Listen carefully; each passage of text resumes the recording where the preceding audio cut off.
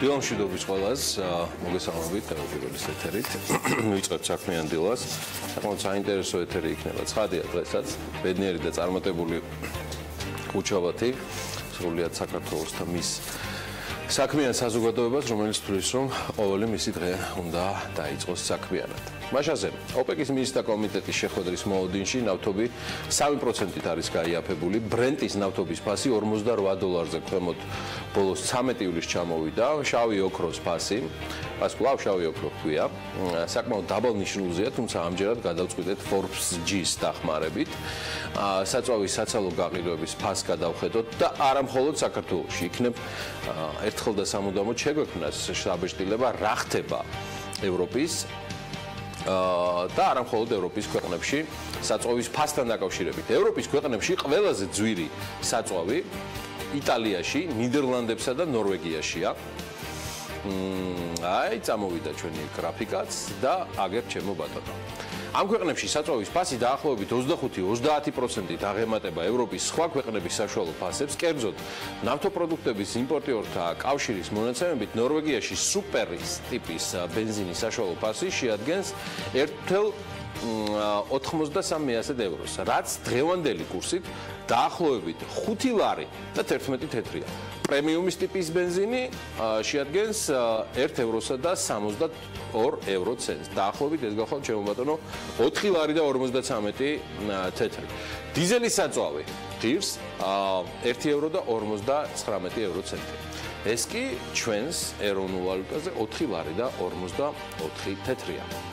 გადმოვინაცვლოთ ნიდერლანდებში სუპერის ტიპის ბენზინის საშუალო ფასი და ნიდერლანდები თუ არ ვწდები ჩვენს გრაფიკაში არის პირველ ადგილზე, ეხლა სრულად მთლიანად ნახავთ. კი ბატონო. არა, მაბატიეთ, ნორვეგია არის პირველზე, მეორეზე აი ნიდერლანდებია. ნიდერლანდებში სუპერის ტიპის ბენზინის საშუალო ფასი არის 1,79 ცხადია ევროში და ეს ლარებში არის 4,72. ანუ 4 ლარი და 72 თეთრი ღირს. ჰოლანდიაში ბენზინი პრემიუმი ღირს 4 ლარი და 59 თეთრი. დიზელის საწვავი ნიდერლანდებში ფასობს 1 евро და 27 ევროცენტი, რაც დაახლოებით არის 3 ლარი და 55 თეთრი. იტალიაში, რომელიც მესამე ადგილზეა, როგორც გითხარით, ეს სამი ქვეყანა, ნორვეგია, ნიდერლანდები და იტალია არის განსაკუთრებით ძვირი საწვავის კუთხით და ეხლა იტალიის ფასებს გადავხედოთ. სუპერის ტიპის ბენზინის ფასი არის 1 евро და 63 ევროცენტი, რაც დაახლოებით არის 4 ლარი და 55 თეთრი. პრემიუმის ტიპის ბენზინი იტალიაში ფასობს ჩვენს ვალუტაში 4 ლარი და 50 თეთრი, ეს არის 1,61 ევრო, ასე ვთქვათ, იქაურ და ადგილობრივ ევროვალუტაში. დიზელის საწვავი კი არც მეტი არც ნაკლები ევრო ნახევარი ღირს, რაც ჩვენი ეროვნული ვალუტით არის 4 ლარი და თითქმის 20 თეთრი. ყველაზე იაფი საწვავი არის რუსეთში. სუპერის ტიპის ბენზინის ფასი არის დაახლოებით 68 ევროცენტი. ეს არის ასევე დაახლოებით ცვალებადობის და მიხედვის ლარი და 90 ჩვენი ეროვნული ვალუტა. პრემიუმის ტიპის ფასი რუსეთში არის 60 ევრო, ანუ დაახლოებით ლარი და 68 თეთრი. დიზელის საწვავის ფასი არის დაახლოებით ლარ ნახევარი, ლარი და 56 თეთრის ფარგლებში. ცოტა მე გადმოვინაცვლოთ ახლა სხვა მეზობელ ქვეყნებთან მიმართებაში, რომ კიდევ ერთხელ და სამუდამოდ ეს ფობიები მოგვეხსნას, თუ რა ხდება და დავივიწყოთ ის რაღაცა გაუგებარი იმაში ცხოვრება, ვითომ სომხეთში, აზერბაიჯანში და იქ რა ღირს, აი რა ღირს სომხეთში, თუ გაინტერესებთ, აგერ ჩემო ბატონო. სომხეთში 1 ლიტრი სუპერი ტიპის ბენზინის საშუალო ფასი შეადგენს 75 ევროცენტს, რაც არის 2 ლარი და დაახლოებით 9 თეთრი. პრემიუმის ტიპის ბენზინი 72 ევროცენტს, ეს არის 2 ლარის ფარგლებში, ცვალებადია პლაცის და კურსის მიხედვით. დიზელის საწვავი კი დიზელის საწვავის ფასი სომხეთში არის აი კიდევ 65 ევროცენტი, რაც არის ლარებში ლარი და 80-82 თეთრი.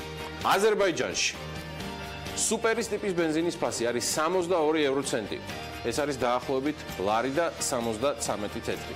პრემიუმის ტიპის ბენზინი ფასობს 60 ევროცენტის ფარგლებში, ეს არის დაახლოებით ლარი და 65 თეთრი და დიზელის საწვავის ფასი აზერბაიჯანში არის 31 ევროცენტი, რაც არის დაახლოებით 87-90 თეთრი.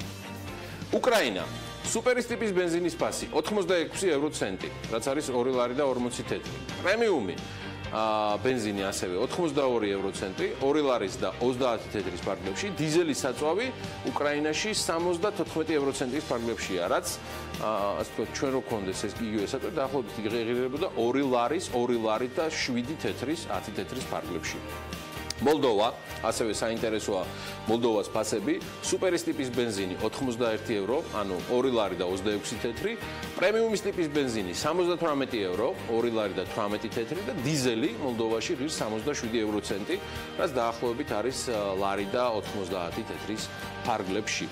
ესეთ თავდება ამ შემთხვევაში საწვავი ევროპის ქვეყნებში, მათ შორის ცხადია ჩვენ სამეზობლოშიც.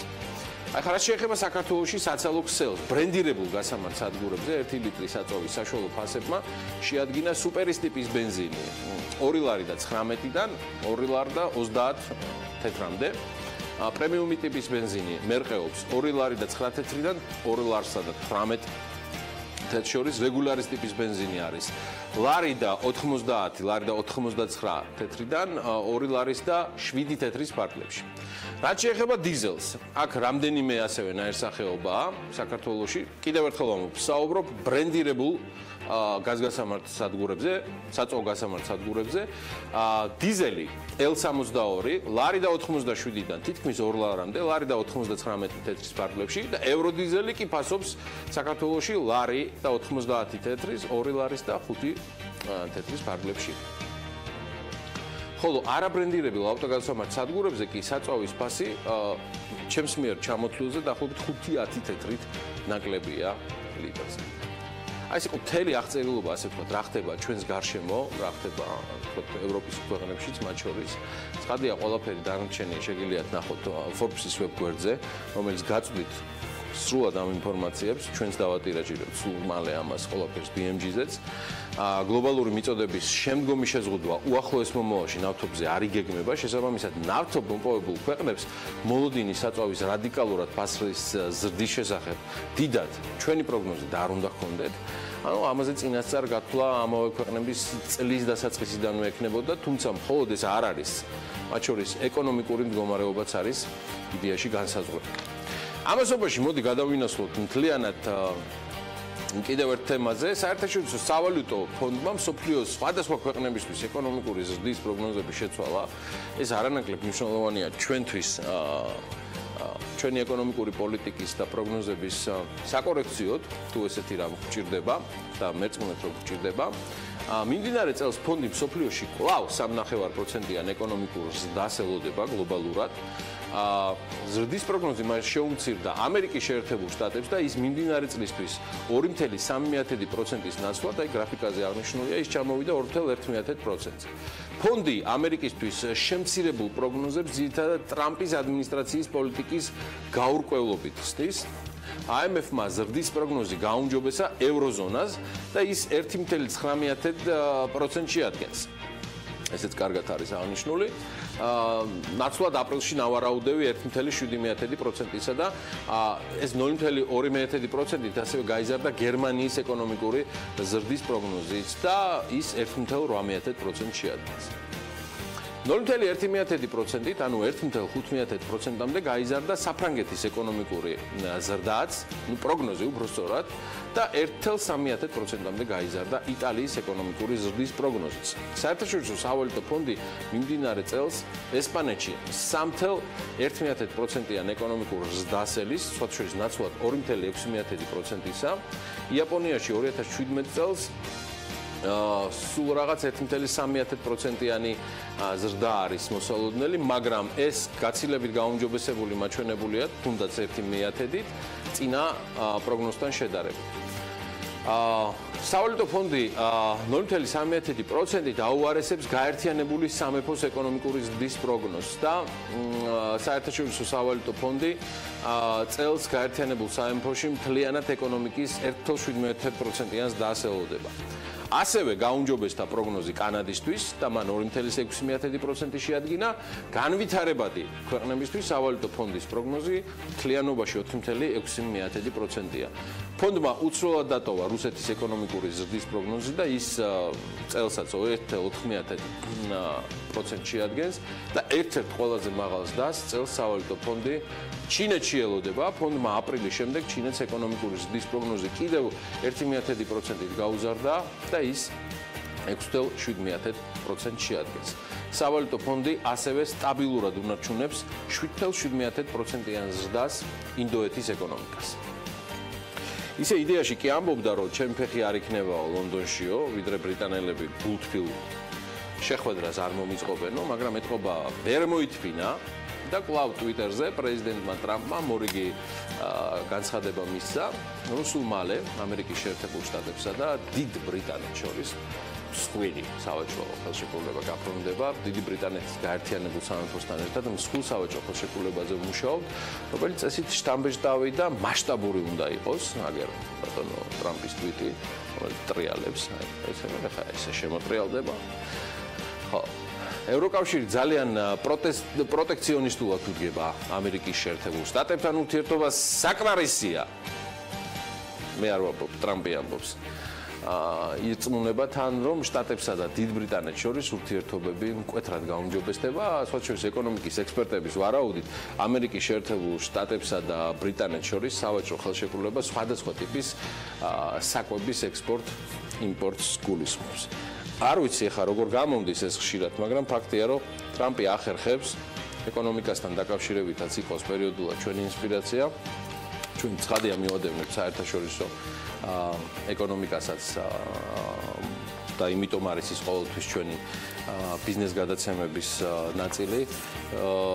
თვალყურს ჩაგაყენებთ საქმის კურსში მიმდინარე მოვლენებისა, რადგან საქართველოს ფაქტია, რომ განუყოფელი ნაწილია ამ ყველაფრისა და ჩვენზე საკმაოდ სერიოზული ზეგავლენა აქვს არა მხოლოდ სამეზობლო ეკონომიკურ პოლიტიკას. ანას მივესალმები, ხალბატონებო და ბატონებო, ანა ლაპიაშვილი გააგრძელებს პროლოგს და ამჯერად უკვე თავისი პროლოგით და თავისი ნარატივით შემომეხიტება. ანა, დილა მშვიდობის. დილა მშვიდობის, გიორგი. ტრამპს რომ არ გამოვახოვრო, უბრალოდ არ შემიძლია, მithumetes ეს ადამიანი ყველა სფეროში განსაკუთრებით გამორჩეულ ამბებს ქმნის.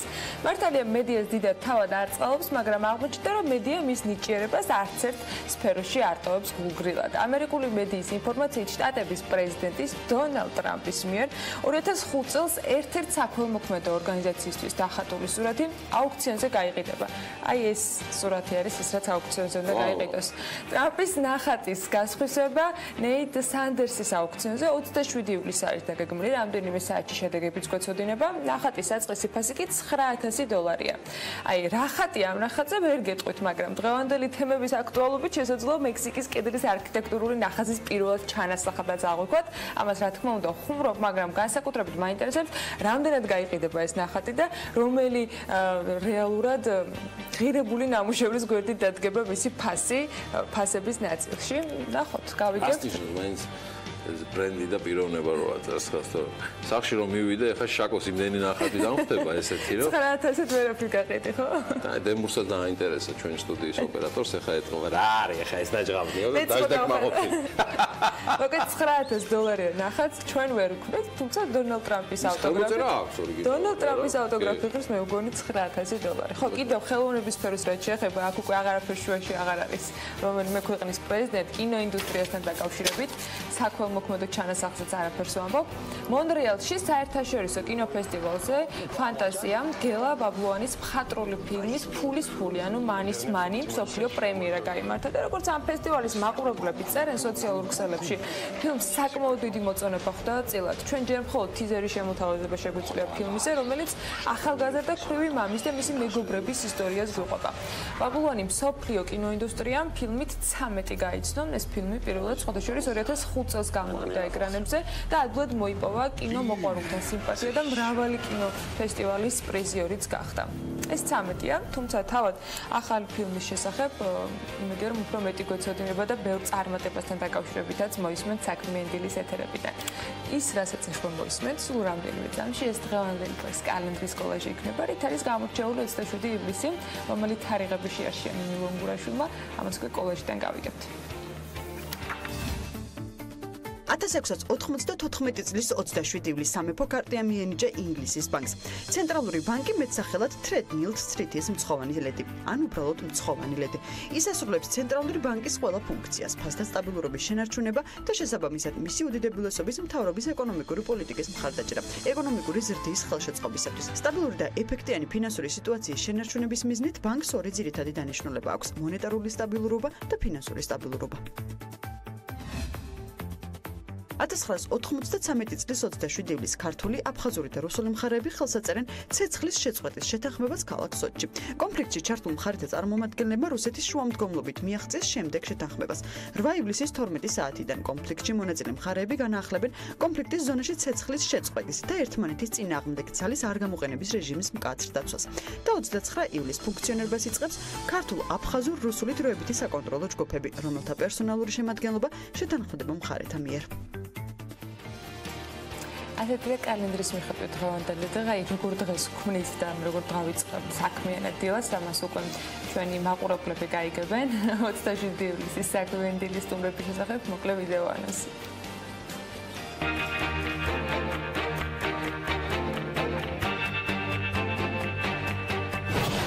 27 ივლისის საქმიანად დაწყებისათვის დილიდან ზრუნავენ ვახტანგ გობალაძე, სტრატეგიული კვლევების და განვითარების ცენტრის მომხმარებელი უფლებების დაცვის პროგრამის ხელმძღვანელი. საზა აბაშიძე უმასპინძლებს ლევან თევდორაძეს, ფაქტ-ჩეკის ანალიტიკოს და ეკონომისტ ირაკლი ყიფიანს. გასტუმრებად თამარ სანიკიძე, განათლების ხარისხის განვითარების ეროვნული ცენტრის დირექტორი, ეუფიკ ნავარი, კანადის შერბრუკის უნივერსიტეტის პროფესორი, სალომე მეცხვარიშვილის სტუმარი ილია უმუდუმოვი, ნიუტონის რობოტიკის სკოლის დამფუძნებელი იქნება. დილა უნდა იყოს საქმიანი და რა თქმა უნდა TV პირველზე.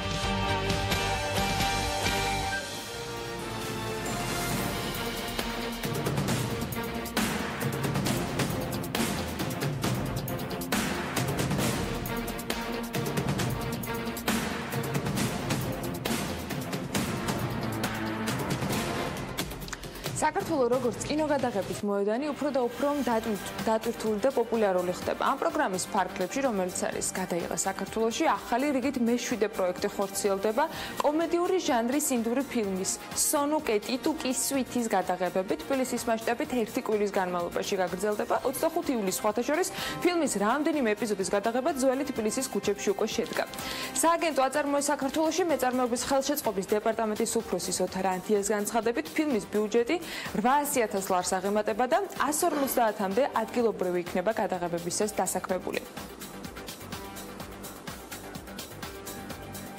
სამთო სათხილამურო კურორტ გოდერძიზე დასასვენებელი კომპლექსი რამადეს შენობის კარკასის მშენებლობა დასასრულს უახლოვდება. 100 ნომრიანი სასტუმრო 3120 კვადრატულ მეტრ ტერიტორიაზე აშენდება და ერთდროულად 250-მდე დამსვენებელს უმასპინძლებს. კომპლექსში დაგეგმილია საცურაო აუზის, ტენისის კორტების, ბავშვთა გასართობი ცენტრის, ბარის, რესტორნის, გამაჯანსაღებელი სივრცის, კაზინოს, საკონფერენციო დარბაზის და მიწისქვეშა და მიწისზედა ავტოსადგომების მოწყობა. პროექტს ალიანს ჯგუფი ახორციელებს და კომპლექსი რამადეს ბრენდით იქნება წარმოდგენილი. აზიის განვითარების ბანკი საქართველოში კლინიკების განვითარებაში ჩართვას გეგმავს, დეტალები კი ბანკის წარმომადგენლებმა საპარტნიორო ფონდის მენეჯმენტთან განიხილა. ფონდის აღმასრულებელი დირექტორი ADB-ის კერძო და საჯარო პარტნიორების ოფისის კოორდინატორსაც შეხვდა და ჯოზეფ ლიმა აღნიშნა, რომ ADB მზად არის მონაწილეობა მიიღოს საქართველოში ამ სფეროს განვითარებაში და ამისთვის მოლაპარაკებებს სხვადასხვა სამინისტროსთან აწარმოებენ. ამავდროულად ის იმედოვნებს, რომ საპარტნიორო ფონდთან ამ საკითხზე თანამშრომლობა ნაყოფიერი იქნება. აზიურ ქვეყნებთან თანამშრომლობის მნიშვნელობაზე ისაუბრა ქართული მხარის წარმომადგენლობამაც და აღინიშნა, რომ აზიის განვითარების ბანკთან მჭიდრო თანამშრომლობა ისეთ საკონცერტო სფეროში, როგორც ჯანდაცვა, მისასალმებელია. უცხოელი სტუდენტის და ტურისტის უფლებების დაცვას ახალი სტარტაპ ბიზნესი ემსახურება, რომელიც ბენეფიციარებს იურიდიული მომსახურების პაკეტებს შესთავაზებს. უცხოელ სტუდენტებს იურიდიული მომსახურების სრული სერვისი შეუძლიათ თვეში 25 ლარად მიიღონ. ნოვატორი სტარტაპერია სალომე ტყეშელაშვილის დაფუძნებული Greenway, რომელმაც პროექტი საპარტნიორო ფონდთან პარტნიორობით განახორციელა 95,000 ლარის თანაინვესტირებით. სერვისით მოსარგებლეებისათვის კი კვალიფიციური იურიდიული კონსულტაცია 4 ხენოვანია ქართულ, რუსულ, ინგლისურ და თურქულ ენებზე. ტურისტის პაკეტის ღირებულება დღეების მიხედვით დაანგარიშდება და დღეში $3 იქნება. გადამზიდავი კომპანიებისათვის კი დღეში $10 მიაღწევს. Amazonis აქციების ფასი 1.3%-ით გაიზარდა, რამაც მის დამფუძნებას დამატებით $1 მილიარდი მოუტანა. თუ ჯეფ ბეზოსის ქონება ზრდას გააგრძელებს, Forbes-ის პლანეტის ყველაზე მდიდარი ადამიანების სიის რეიტინგი შესაძლოა შეიცვალოს და მას სათავეში Amazonis დამფუძნებელიც ჩაუდგეს. 53 წლის ბეზოსის ქონება ამჯერად Forbes-ის შეფასებით $88.2 მილიარდი. სოფლის ყველაზე მდიდარი ადამიანის Bill Gates-ის ქონება კი 90 მილიარდს აჭარბებს. ის Forbes-ის ყველაზე მდიდარი ადამიანების რეიტინგის პირველ ადგილს 96 წლიდან იკავებს. იმისთვის რომ ბეზოსმა სიის პირველ ადგილზე გადაინაცვლოს, Amazonis აქციების ფასი 2.5%-ით კიდევ უნდა გაიზარდოს. მარტში ბეზოსი რეიტინგში მესამე ადგილს იკავებდა და მისი ქონება დაახლოებით 73 მილიარდზე მრგვალდებოდა. წლის დასაწყისიდან კი მისი ქონება 16 მილიარდით არის გაზრდილი. ბეზოსის ქონება დღეში $125 მილიონი იზრდება. იზრდება Bill Gates-ის ქონებაც ამავე დროს, თუმცა არა მსგავსი ისრაფით. პლანეტის ყველაზე მდიდარი ადამიანების ქონებას დღეში $33 მილიონი ემატება.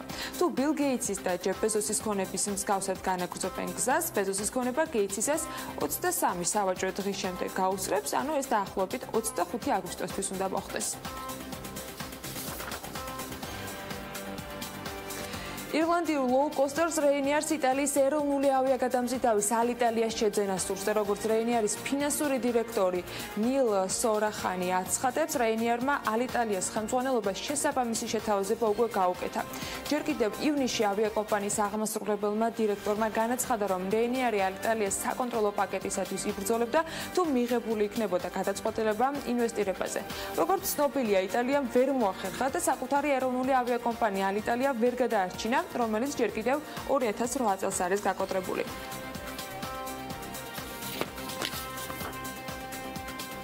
Toyota ახალი ამბიციური განაცხადისთვის ემზადება. კომპანია 2022 წლისათვის ისეთ ელექტრომობილს გამოუშვებს, რომლის დამუხტვაც რამდენიმე წუთში იქნება შესაძლებელი. ახალი ბატარეის შექმნის შესახებ Toyota Motor Corp-ის გეგმებზე იაპონურმა გამოცემამ განაცხადა. იაპონიის ბაზარზე კი ავტომობილების გაყიდვის დაწყება ამავე წელს იგეგმება. ისიც უნდა აღვნიშნოთ, რომ არსებული ბატარეების დამუხტვა სულ მცირე 20-30 წუთი დაჭირდება და მისი მეშვეობით 300-დან 400 კილომეტრამდე გავლა იქნება შესაძლებელი. Toyota იაპონიაში პირველი ავტომწარმოებელი იყო, რომელმაც სხვათა შორის ჰიბრიდული ელექტრომობილების გამოცდის ნებართვა მიიღო.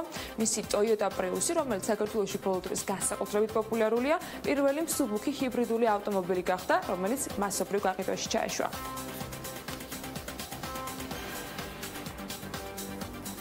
BBC-ის ინფორმაციით კი 2040 წლიდან გაერთიანებულ სამეფოში აიკრძალება ბენზინზე ან დიზელზე მომუშავე ავტომობილები. უკვე არსებულის გარდა ახალ ასეთ მანქანას მოქალაქეები უბრალოდ ვეღარ შეიძენენ.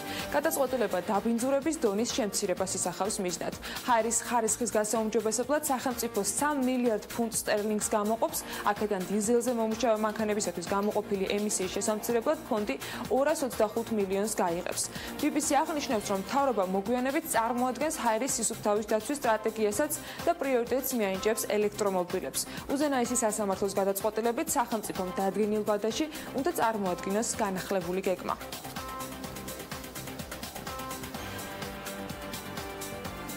იაპონური SoftBank კი Uber-ის წილის რამდენიმე მილიარდად შეძენის შესაძლებლობას განიხილავს, წერს Wall Street Journal-ი წყაროდ დაყრდნობით. გამოცემის ინფორმაციით, სხვათა შორის მოლაპარაკებები SoftBank-სა და Uber-ს შორის ჯერ კიდევ საწყის ეტაპზეა და ცალმხრივი ინტერესით მიმდინარეობს. ნებისმიერი შეთანხმება, რაც კი შეიძლება შედგეს, გადავადდება იქამდე, ვიდრე Uber-ი ახალ გენერალურ დირექტორს არ დაიქირავებს, წერს გამოცემა. Online taxi service-ის პრესსამსახურში თემასთან დაკავშირებით კომენტარზე უარი თქვეს. SoftBank-ისაგან კი ინფორმაციის მოთხოვნაზე პასუხი საერთოდ არ ყოფილა. SoftBank-ი უმსხვილესი აზიური ტაქსის სერვისების მფლობელი გახლავთ და ამავე დროს სპონსორი.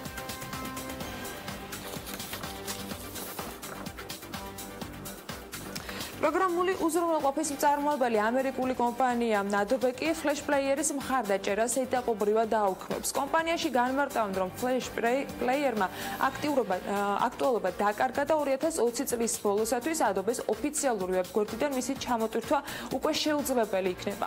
24 ივლისს ასევე სხვათა შორის ცნობილი გახდა, რომ Microsoft-ი Paint-ის პროგრამას აუქმებს. ისევ დონალდ ტრამპთან მივედით, შეერთებული შტატების პრეზიდენტი ამბობს, რომ Apple-ის შტატებში iPhone-ის წარმოების დასაწყებად გეგმა უკვე აქვს. ის აღნიშნავს, რომ Apple-ს 3 ახალი ქარხნის განთავსება აქვს გეგმაში, რომელიც აუცილებლად ამერიკის შეერთებულ შტატებში იქნება, სადაც სამომავლო smartphone-ები აეწყობა. ასაწყობად საწარმო ნაგებობების შექმნის პროცესს მხარს თავად კომპანია Foxconn-იც უჭერს, რომელიც ასევე ამერიკის ბაზრით არის დაინტერესებული, ამასაც Wall Street Journal-ი წერს. მედიასთან დისკუსიისაგან თავს იკავებენ და დონალდ ტრამპის განცხადებაზე ამერიკული კორპორაციის წარმომადგენლები კომენტარს ჯერჯერობით არ აკეთებენ, თუმცა ალბათობა საკმაოდ მაღალია, რომ iPhone-ების დიდი რაოდენობა მაინც სწორედ ამერიკაში იქნება წარმოებული. Wall Street Journal-ი აღნიშნავს, რომ iPhone-ების ჩრდილოეთ ამერიკაში წარმოების თემამ Apple-ის ერთ-ერთი მთავარი პარტნიორი კომპანია Pegatron's დააინტერესა. კომპანიას უკვე აქვს ქვეყნის ტერიტორიაზე ქარხნები, რომელიც HP-ს და Dell-ის კორპორაციებს ემსახურება. ისიც უნდა აღვნიშნოთ, რომ Apple-ის აღმასრულებელი დირექტორის ამერიკაში iPhone-ის წარმოების წინააღმდეგობა არ დაუფიქსირებია. გარდა ამისა, Tim Cook-მა თქვა ისიც საჯაროდ, რომ პროცესის ორგანიზებას ძალიან დიდი ძალისხმევა ჭირდება არა მხოლოდ კომპანიისგან, არამედ პარტნიორებისაგანაც.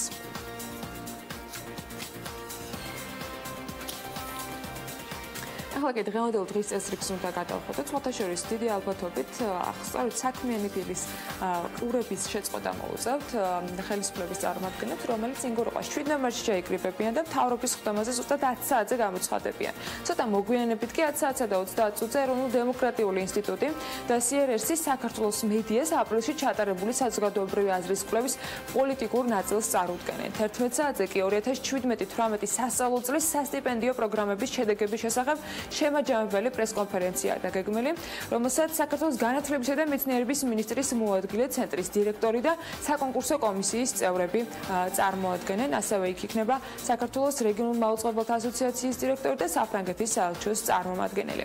11 საათზე კი შეფასების და გამოცდების ეროვნული ცენტრის დირექტორი მაია მიმინოშვილის შემაჯამებელ ბრიფინგს გამართავს და საგამოცდო პროცესის დასრულებას შეაჯამებს. ინფორმაცია შედეგების გამოქვეყნების შესახებაც მიაწვდის, რა თქმა უნდა, მედიასა და არწმუნებული ვარ, რომ აბიტურიენტები, რომლებიც გამოცდებზე იმყოფებოდნენ, განსაკუთრებით ელოდებიან სწორედ შედეგების გამოცხადების თარიღის დასახელებას.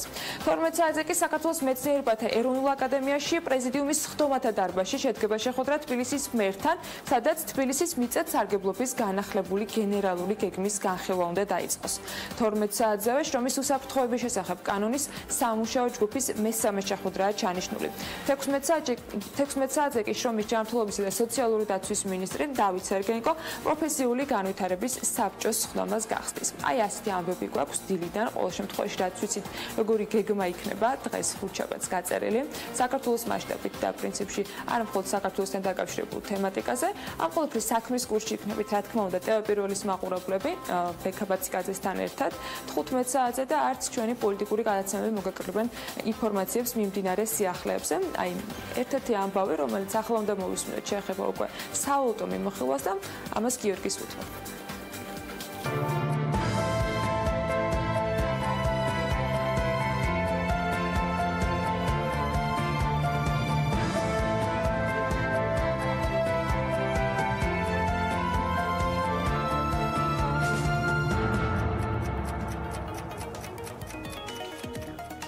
ეროვნული ბანკის მონეტარული პოლიტიკის კომიტეტმა რეფინანსირების განაკვეთი უცვლელი დატოვა. შემდეგი სხდომა კი 2017 წლის 6 სექტემბერს არის დაგეგმილი.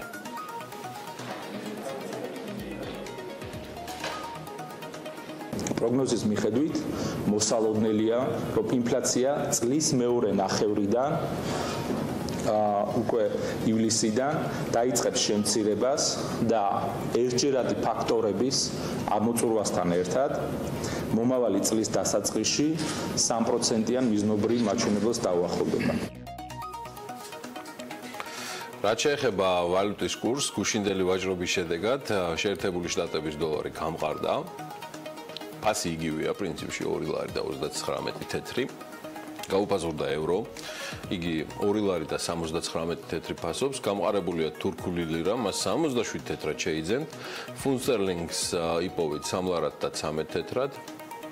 კიდევ ერთი მოკლე ინფორმაცია ეროვნული ბანკისგან, ფინანსთა სამინისტროს სახაზინო ობლიგაციებთან დაკავშირებით აუქციონზე 25 მილიონი ლარის ნომინალური ღირებულების 5 წლიანი ვადიანობის ფასიანი ქაღალდები გაიყიდა, ჩემო ბატონო.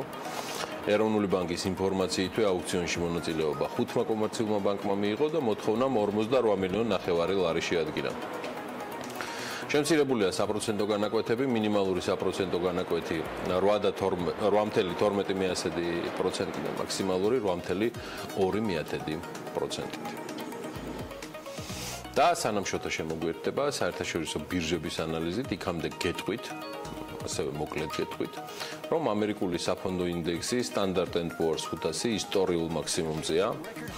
Reuters-ის ინფორმაციით, სამშაბათის ვაჭრობაზე ინდექსი მკვეთრად გაიზარდა, მიზეზი McDonald's-სა და Caterpillar-ს შორის ფინანსური ანგარიშები და რაპორტები, ასევე საბანკო სექტორის აქციების ზრდა გახდა. რეკორდულ ნიშნულზეა NASDAQ-ის ინდექსიც, მიუხედავად Google Alphabet-ის მფლობელის აქციების თითქმის 3%-იანი, უფრო ზუსტად კი 2.9%-იანი ვარდნისა.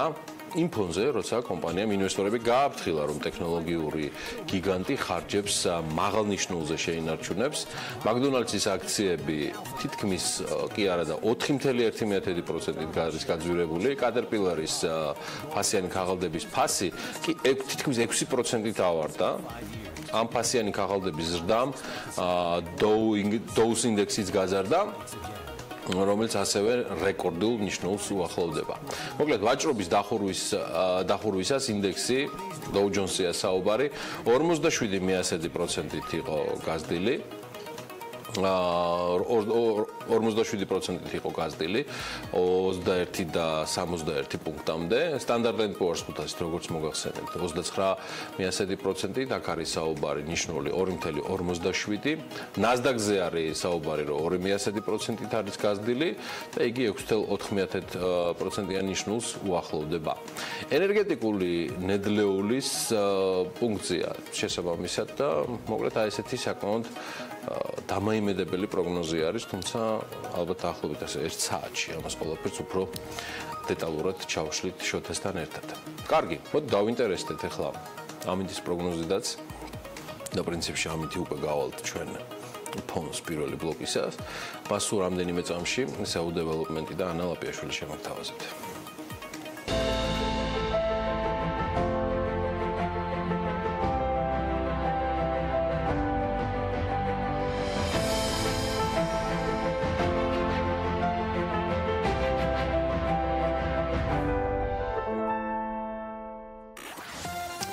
გარემოს ეროვნული სააგენტო დღეს წვიმის მოყვარულებს ვერ გაგახარებთ. მათი ინფორმაციით ამინდის საქართველოში განპირობებული იქნება ამიერკავკასიის ჩრდილოეთით მდგარი გრილი ჰაერის მასების და სამხრეთიდან გავრცელებული ცხელი ჰაერის მასების ურთიერთქმედებით. მოსალოდნელია დასავლეთ საქართველოში უმეტესად მცირე მოღრუბლობა, თუმცა უნალექოდ ჩაევრის. დღე და აღმოსავლეთ საქართველოში დრო გამოშვებით მოიღრუბლება, მაგრამ აქაც უნალექო დღეა. ზოგან იქროლებს აღმოსავლეთის მიმართულების კარი, თუმცა წვიმას როგორც გითხარით, მაინც არსად არ უნდა ველოდოთ. სოხუმში უნალექო დღე იქნება და 35 გრადუსი, ბათუმში 32 გრადუსი, ქობულეთში კი 34 გრადუსი დაფიქსირდება. ქუთაისში 29 გრადუსია მოსალოდნელი, ზუგდიდშიც 29 გრადუსი და ოზურგეთშიც 29 გრადუსი იქნება დღის განმავლობაში. ორში 36 გრადუსია ნავარაუდევი, გორშიც 36 გრადუსი და ცხინვალში 35 გრადუსი დაფიქსირდება. მარნეულსა და რუსთავში 37 გრადუსი იქნება, ახალციხეში 35 გრადუსი და ბორჯომში 36 გრადუსი მიაღწევს დღის განმავლობაში ტემპერატურა. ბაკურიანში 30 გრადუსია ნავარაუდევი, ახალქალაქში 29 გრადუსი და სტეფანწმინდაში 26. თელავში 35 გრადუსამდე გათბება ჰაერი, აი რაც შეეხება დედაქალაქს, აქ დრო გამოშვებით ღრუბლიანობის მატებას ველოდებით, თუმცა უნალექოდ იქროლებს აღმოსავლეთის მიმართულების ქარი და გუშინდელთან შედარებით კიდევ უფრო ცხელა და 36 გრადუსია ნავარაუდევი. მე ერთი სიახლე გამომჩა კიდე ანა მთელი ამ დღეების განმავლობაში, რომელიც მინდა ეხა პირდაპირ ეთერში აი ამ ფორმით გაგებინოთ, ჩვენ მოგწერეს ეხა სხვა შეს აი სავალუტო მიმოხილვისას, რომ სავალუტო ანალიტიკოსების ბაზარზე არის საკმაოდ სერიოზული ცვლილება. 2 ანალიტიკოსის გზა გაიყო გაიყო და ერთ-ერთმა ანალიტიკოსმა გამომიგზავნა ახლა ცნობა, ანუ საუბარი არის თუ გახსოვთ პაციენტთა დამაყურებლებო ბექა შარაშიძის და რეზონანსიძის მთავარი თქვათ იყო ჩვენი ინსპირაცია ეს სავალუტო მიმოხილვებისას. მათი ეს გზა გაიყო, როგორც მე ამას მათყოფინებს და ასევე მინდა დაგვიანებულად 2 დღის თავზე ბექა შარაშიძის დაბადების დღე მიულოცო, მიუხედავად იმისა, რომ ძიმე ფონი აქვს და მათი გზები გაყოფილია ამ სავალუტო ბიზნესში და თან რაღაცა მახსოვს რაღაცა იმაზე DCFTI-ზე აიღო თუ არ ვხვდები ხო DCFTI-ზე აიღო აქცენტი უფრო რევაზნასიზე და აწი რო იცოდეთ მოკლედ რევაზნასიზე იქნება ჩვენი ინსპირაცია DCFTI-ში და ბექა შარაშიძე დარჩება შოთა დირმელაშვილის ზუსტად ისე მათი ინსპირაცია აი ამ სავალუტო მიმოხილვისა მოკლედ ბექას ულოცავთ დაბადების დღეს მაგარი კაცია და მადლობა რომ არის ჩვენთან ერთად და ესეთი სერიოზული ანალიტიკით გვამარაგებს დღენიადაკ. წარმატებები ყველას, წარმატებები ყველა ჩვენს მაყურებელს, წარმატებები ჩვენს რადიო პარტნიორებს, წარმატებები რადიო თბილისს და რადიო ჰერეთს, რომელსაც მივესალმები რა მას სამხარაძესთან ერთად დილის სტუდიიდან და სულ მალე რამდენიმე წუთში დაგიბრუნდებით ზრდას გისურვებთ შემოსავლებში და ახლობით ისე ზრდას, როგორცაც აშვენებს ბოლო წელიწად ნახევარია TV Pirveli. დროებით.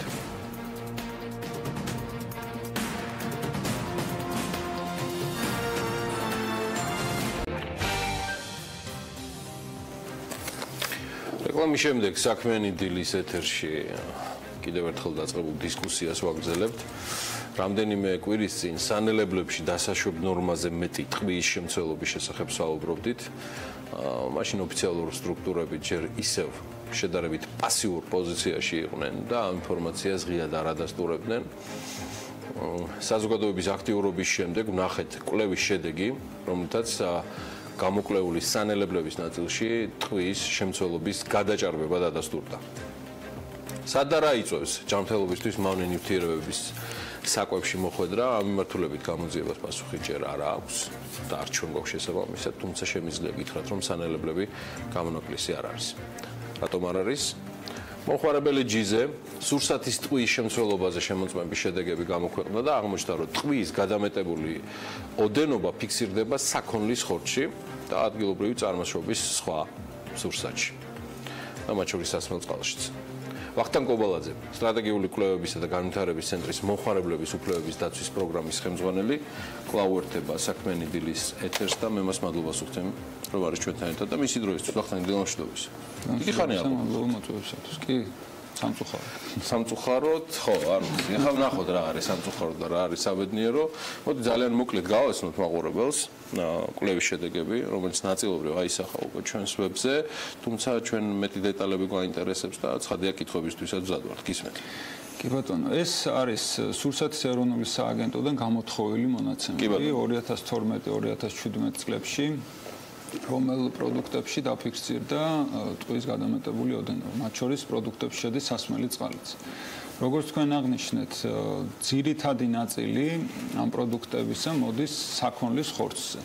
თუმცა არის სხვა პროდუქტები, თქვათ რძე, სასმელი წყალი, კვერცხი, ძირითადად ადგილობრივი წარმოშობის პროდუქტები. სუნელები არის სულ რაღაც რამდენიმე შემთხვევა. ანუ არ არის მასიური სუნელებლის თემებში. ყოველ შემთხვევაში ის რაც ნახეთ, ის რაც ნახეთ 2000-ზე მეტი ნიმუში გამოიკვლია თურმე სურსათის ეროვნულმა სააგენტომ 2012 წლიდან დღემდე და აი ამ პროდუქტებშია ძირითადად სუნელებში ნაკლებად. ანუ პრობლემა აქ იმაში მდგომარეობს, როგორც ჩანს, რომ ეს არის გარემოდან მომხდარი დაბინძურება. აი ზუსტად ეგ მივეკითხოთ, თქვენ როცა მასალები გამოითხოვთ და ვებგვერდზე უკვე თავი მოეყარა ამას და სისტემატიზირებული ფორმა მიიღო, კიდევ უფრო კარგად გამოჩნდა რამდენიმე კონკრეტული თქვათ რეგიონი, საიდანაც უფრო მეტად ხდება ამ დარღვევის გამოვლინება.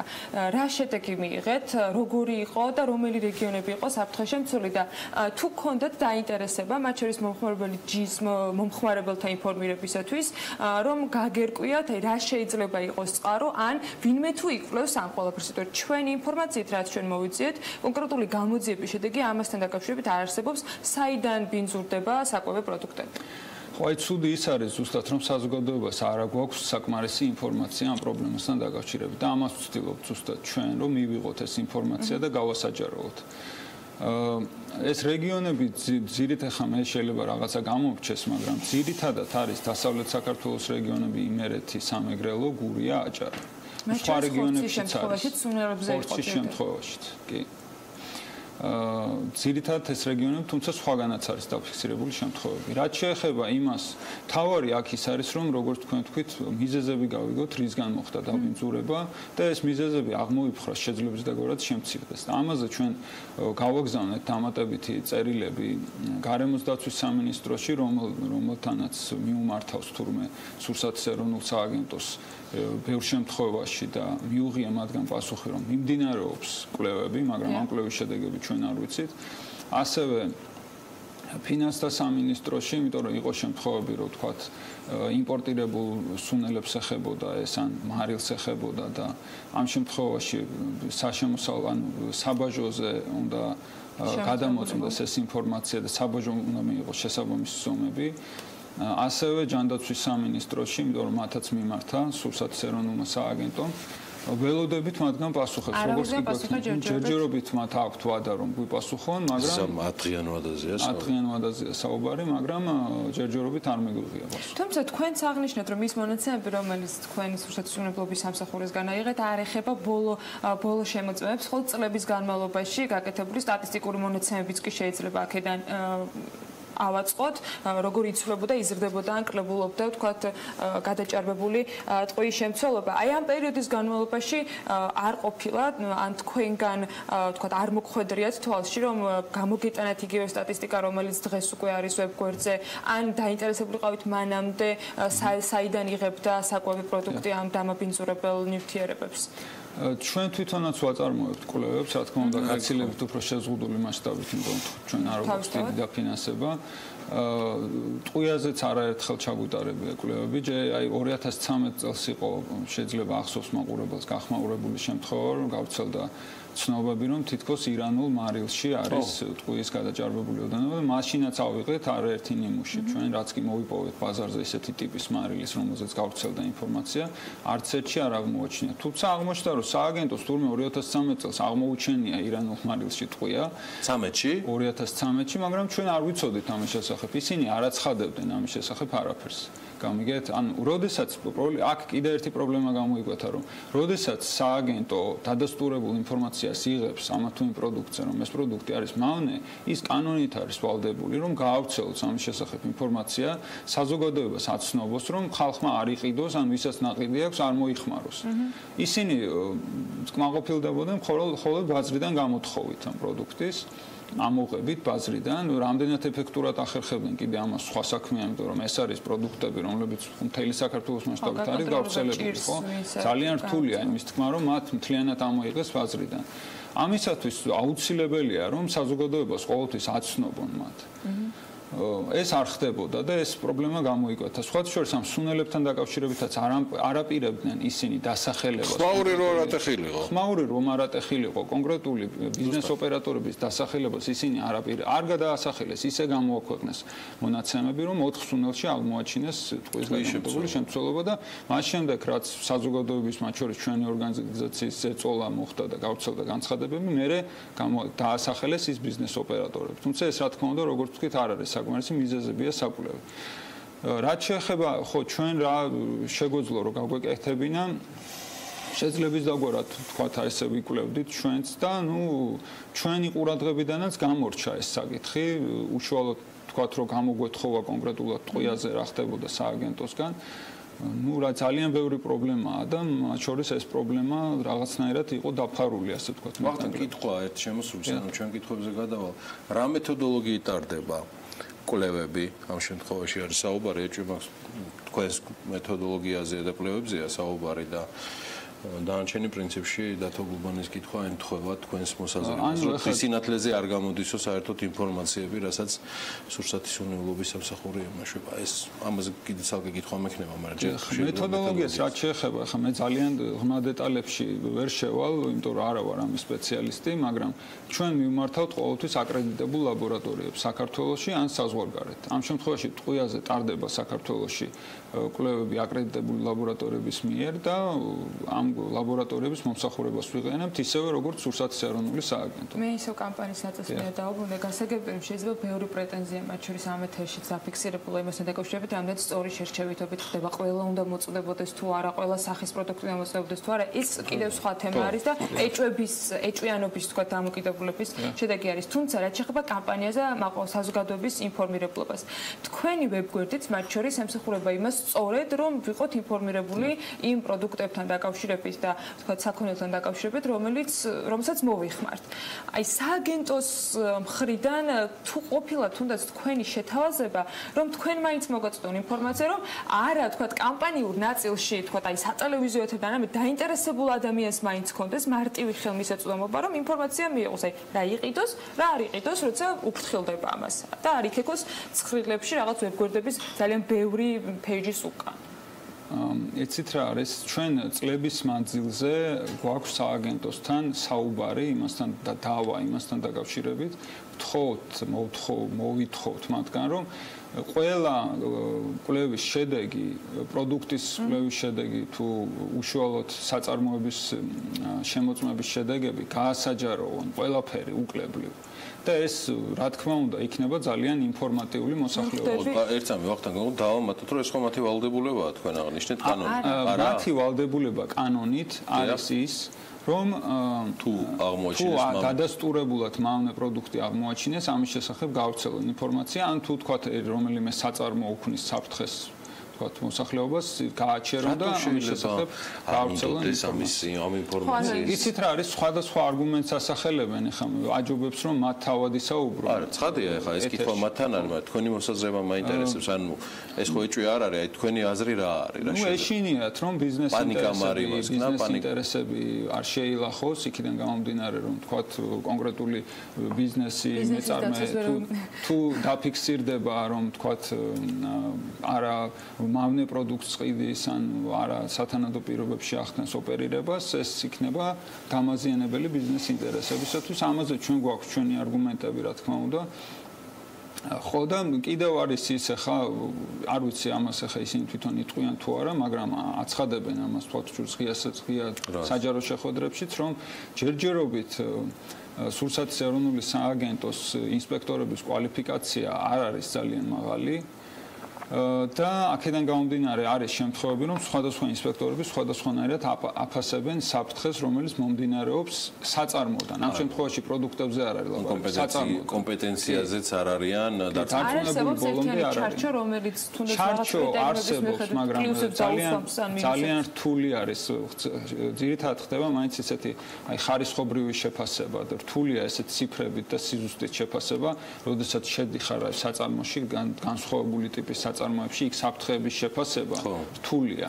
ეს ყველგან ასე. აი, ვახტანგ, ცოტა ბოლო კითხვა. აი, არსებობს თუ არა, მაინც რაღაც Forbes-ის გუნდიც ვართ, მაგიტო რეიტინგებთან დაკავშირებითაც კითხავთ.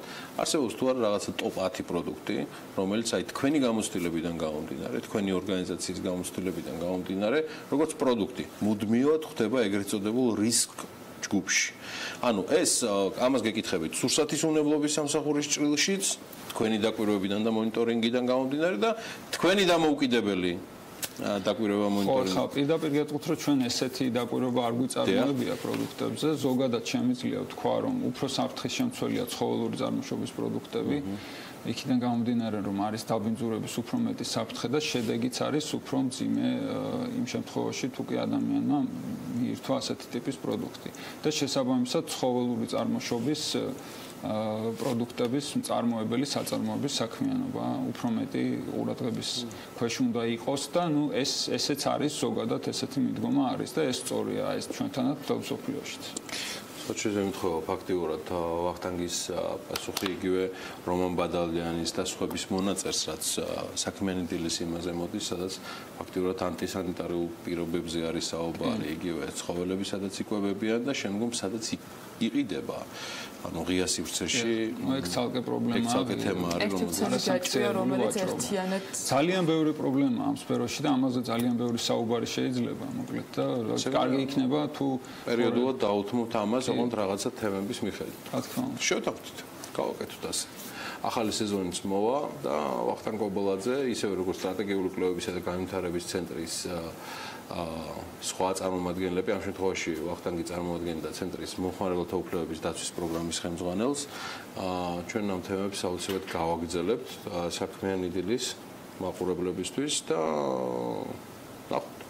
იმედი მაქვს, რომ საკმაოდ ბევრი ვისაუბრებთ ამ თემაზე. ცხადია, ამაში იქნება აუცილებლად ჩართული სურსათისმრებლობის ამ საკითხში. იმედია, ისინიც მოხდებიან ჩვენს ეთერში, რა თქმა უნდა, თუ კი სურვილს დაგვიდასტურებენ. უნდა ვილაპარაკოთ იმაზე, მით უმეტეს რაც არის აუცილებელი და აღმოჩნდა, რომ არის ეს საკანონმდებლო ვალდებულებაც, რომ რისკის შემთხვევაში ეს ყველაფერი უნდა დასახელდეს. მიუხედავად იმისა, რომ ჩვენ ბიზნეს-გადაცემა ვართ და არ მგონია ამ ქვეყანაში ჩვენზე მეტად ვინმე ბიზნესზე ზრუნავდეს ან ომბუდსმენობაზე. სხვა შორის ომბუდსმენი კიდე არ დაუნიშნავთ, ისევ მოვალეობის შემსრულებელია. ზურაბი. კარგი. დროებით გემშვიდობებით გავალთ რეკლამაზე, ვიდრე ვახტანგს დავემშვიდობებოდეთ და გავაცილებდეთ. სულ მალე რამდენიმე წუთში რეკლამის შემდეგ დაგიბრუნდებით.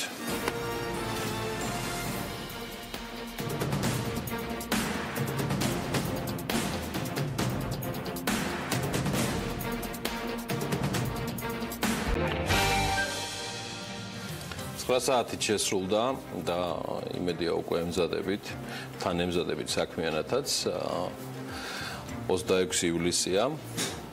ჩვენ კი ვაგრძელებთ ჩვენს საქმიან დილას და სულ მალე შემოგთავაზებთ საინფორმაციო, ანუ ბიზნესზე და ეკონომიკაზე შემდეგ ბლოკს, თუმცა მანამდე კიდევ ერთი ინფორმაცია.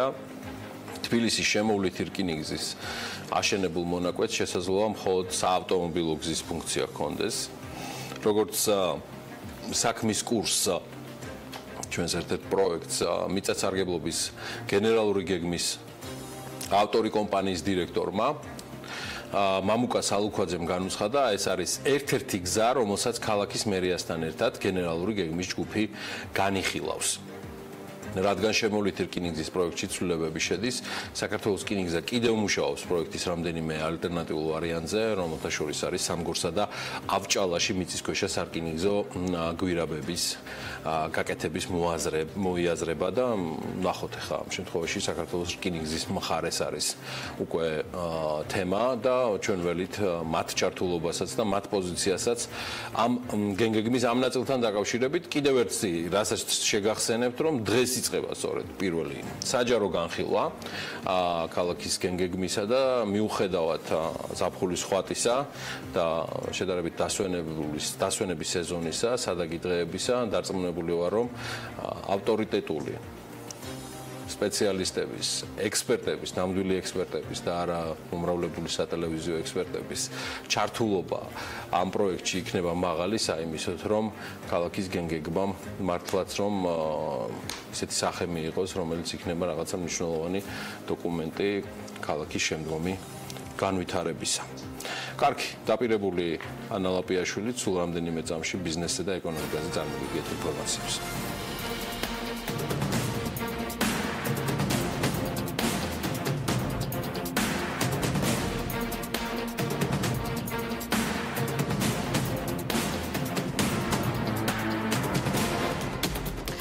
მეცნიერებათა ეროვნულ აკადემიაში გასამართს ხდომას, თუმცა იქამდე ბიზნეს სიახლეების ნაწილი, რომელიც დღეისთვის მოგიმზადეთ, სანამ თბილისში ქარხნის აშენება რომ გადაწყვიტოს და ჩვენ მას უარი ვუთხრათ, 3 ჰექტარი მიწის მიყიდვაზე ყოველგვარ ლოგიკას ცდება. ასეთი იყო დარგობრივი ეკონომიკის და ეკონომიკური პოლიტიკის კომიტეტის თავმჯდომარის რომან კაკულიას პასუხი უცხოელებზე არამხოლოდ სასოფლო, არამედ არასასოფლო სამეურნეო დანიშნულების მიწის გასხვისების შესაძლო აკრძალვასთან დაკავშირებით კერძო სექტორის მხრიდან გავრცელებულ ინფორმაციაზე. რომან კაკულია ვერ ხედავს იმის საჭიროებას, რომ კონსტიტუციაში სიტყვა მიწას წინ დაერთოს სიტყვების სასოფლო სამეურნეო, მაგრამ აღნიშნავს, რომ რადგან ქვეყნის შიგნით თუ გარეთ ამდენი შეკითხვაა, საჭიროა დაჩქარდეს მიწის შესახებ ორგანული კანონის მიღება, რომელიც ყველა კითხვას პასუხს გასცემს. დავამშვიდოთ უნდა იმ დათქმით, რომელიც აქვს კონსტიტუციას, რომელიც ამბობს, რომ ორგანული კანონი შემდეგ ამ ყველაფერს დაარეგულირებს და ჩვენ არასოდეს არ გქონია კონსულტაციები იმასთან დაკავშირებით, რომ ეს შეიძლება შეეხოს არასასოფლო სამეურნეო მიწასაც. ამით უნდა დავამშვიდოთ ახლა და პრინციპში ახლა ძალიან მარტივად რო ვთქვათ, მე მგონი ყოველგვარ ლოგიკას ცდება ხა სწორნიმ რო გადაწყვეტოს მაგალითად თბილისში გარკვეულ აშენება და ჩვენ მას ვარი უთხრათ იმიტომ რომ 3 გექტარიც არ მეკვირდოთ იმიტომ რომ ასეთ ინვესტიცია განხორციელდეს ახლა ამ ლოგიკასთან არავინ არ არის ახლოს სასოფლო-სამეურნეო მიწას რაც შეეხება ის უცხოებრივი ფონდა და საფუძველი ჩვენი ბრძოლობისა სწორედ ეს იყო და ამიტომ როდესაც ორგანული კანონი იქნება მიღებული რა თქმა უნდა უყურა დამშვიდდება ამასთან დაკავშირებით წინასწარ კი რა ვიცი ჩემი კომენტარი და ჩემი კოლეგების კომენტარებიც რატომ გახარიამაც გააკეთა ამაზე კომენტარი ჩვენ არ ვარ შეკრებილი ვარ და არ მიმჯელია დაუშვათ არასასოფლო-სამეურნეო მიწების იგივე კატეგორიის შეფლოსთან დაკავშირებით საქართველოში სასოფლო-სამეურნეო დანიშნულების მიწისფლობის განსაზღვრელი მოქალაქეობა არ უნდა იყოს.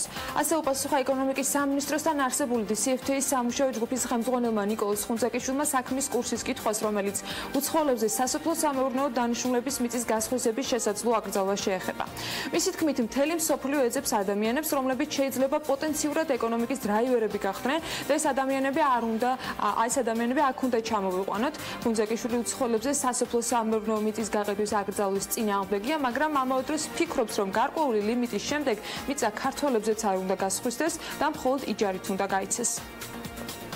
ერთად კვოტას დავაწესებდი ყველასთვის 5 ჰექტარზე, 5 ჰექტარის ზემოთ ამდენიც გინდა კონდეთ, ეს იქნებოდა მაგალითსათვის იჯარა და გადაიხდით ზუსტად იმდენ თანხას, რამდენსაც ეხლა კონების გადასახადით ვიხდით, მიწის გადასახადის სახით ვიხდით. ეს არის ის მოდელი, რომელიც ძალიან ბევრ ქვეყანაშია, განსაკუთრებით მცირე მიწიან ქვეყანაში. ამ შემთხვევაში აღარ იქნებოდა შეზღუდვა, თქვათ, საქართველოს მოქალაქე თუ არა საქართველოს, ყველას რაღაცა კვოტა იქნებოდა იმის ზემოთ იქირავე მიწა. აი, საბერძნეთი აქტიურად იყენებს მაგალითად, თქვენ შეგიძლიათ ნახოთ უშველებელი ვილები მათ შორის საბერძნეთში, რომელსაც აქვს რაღაცა კონკრეტული ღობე, შემოღობილი, ის არის მისი საკუთრება, დანარჩენი არის უკვე ნახირავები. და ჩვეულებრივად და იმდენს იხდია, რამდენსაც გადაიხდიდა მიწის გადასახადს მის საკუთრებაში თუ იქნებოდა. მივხვდით ხო, ანუ აი ესეთი მოდელები შეიძლება, რატომაც არა. და რა უცხოელებს აკრძალვა? რა შუაშია უცხოელი, მე დღეს ამ მომენტში შემიძლია უცხოელი გავხდე და უცხოელს შეუძლია ნებისმიერ მომენტში ქართველი გახდეს, ხო, საქართველოს მოქალაქე. ეს არ არის შეზღუდვა, ეს არ უნდა იყოს იმისი განსაზღვრელი. ნატურალიზაციას ექვემდებარება ყველა და საქართველოს მართლა ფენომენალური ქვეყანაა, ვინც ჩამოვიდა პრაქტიკულად მეორე თაობის შემდეგ ქართველი გახდა. ასე რომ სისხლის ანალიზს არავინ არ დაიწყებს, ვინ არის ქართველი და ვინ არა და რა ჩანაწერი აქვს პასპორტში, თუმცა პირიქით, მთელი მსოფლიო ეძებს ისეთ ადამიანებს, რომლებიც შეიძლება პოტენციურად ეკონომიკის დრაივერები გახდნენ და ეს ადამიანები შეიძლება ჩამოიყვანონ. დეველოპერები კი ეკონომიკის სამინისტროს ახალ ინიციატივას აკრიტიკებენ, რომელიც დასრულებულ საცხოვრებელ ბინებში აღმოჩენილი დეფექტების დაზღვევას ეხება.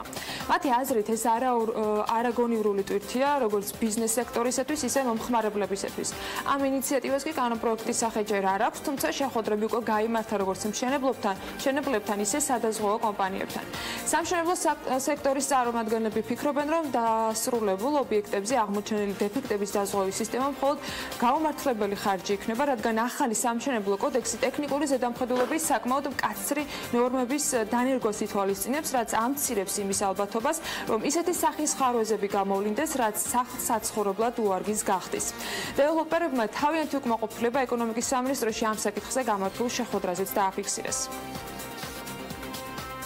პოზიცია გვაქვს უარყოფითი, იმიტომ რომ ვერ ვხედავ ამის საჭიროებას და მგონია რომ ეს ამ შემთხვევაში სადაზღვევებს აწყობთ ძალიან, მაგრამ absolუტურად ვერ ვხედავ იმის მიზანს თუ რას ემსახურება ეს. იმიტომ რომ დღეს როცა შემოდის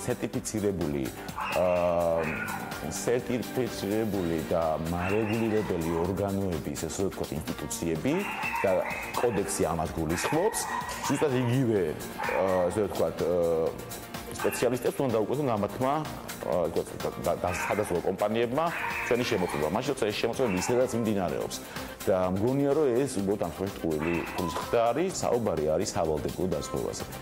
რამდენი შემთხვევა არის, რომ ამის გამო ქონდა აღმოჩნდა პრობლემა. რამდენი შემთხვევა იცით თქვენ, რომ თქვა ისეთი უშუალო პრობლემა დადგა, რომ სახლი ახალაშენებული დაინგრა. მე ეს ეგეთი ინფორმაცია არ მაქვს. დაზღვევა ვითუბედეს ახალაშენებულ შენობებზე, როცა ჩვენ ახალი რეგულაციების სამშენებლო კოდექსის შემოგვაქვს, ახალი გენერალური გეგმას ვამტკიცებთ და კონტროლი უნდა განხორციელდეს მასალებზე, სახანძრო დაცვის სისტემებზე და ასე შემდეგ. ახალ შენობა დავაზღვიო, კიდევ მიუღებელია. თუ თუმცა მიუღებელია ნებაყოფილობით უნდა მოხდეს ეს. იმიტომ რომ მე არ უნდა დავაზღვიო და შეიძლება არც მოსახლეობას თუ არ უნდა დაზღვევა, არ უნდა დააზღვიოს, იმიტომ რომ ყველგან ნებაყოფილობითია. არასწორია. დამატებით ხარჯებია, რა თქმა უნდა. თავად სადაზღვევო ინდუსტრია დაზღვევის ამ ახალი მიმართულების დანერგვას მიესალმება. საქართველოს სადაზღვევო ასოციაციის თავმჯდომარის დევი ხეჩინაშვილის ინფორმაციით საუბარია 10 წლიანი სავალდებულო დაზღვევის შემოღებაზე. ჯერჯერობით უცნობია რა დაუჯდებათ დეველოპერებს ეს ვალდებულება, თუმცა ხეჩინაშვილის გათვლებით 1 კვადრატულ მეტრ ფართზე რამდენიმე $. იქნება და ეს თანხაც სავარაუდოდ საბოლოოდ მომხმარებლის გადასახდელი გახდება, რადგან მშენებლები ბინის ღირებულებაში ასახავენ ფასს. 10 წელი ვარ პასუხისგებელი, ძალიან გრძელ ვადაში ვარ პასუხისგებელი იმაზე, რომ გამოჟღავდეს ფარული დეფექტი. რაც უფრო ყოველი წელი აქ ზდის რისკს, ესე ვთქვათ, მაგრამ უფრო კარგად არის დაცული საბოლოო მფლობელი. ეს არის იდეა.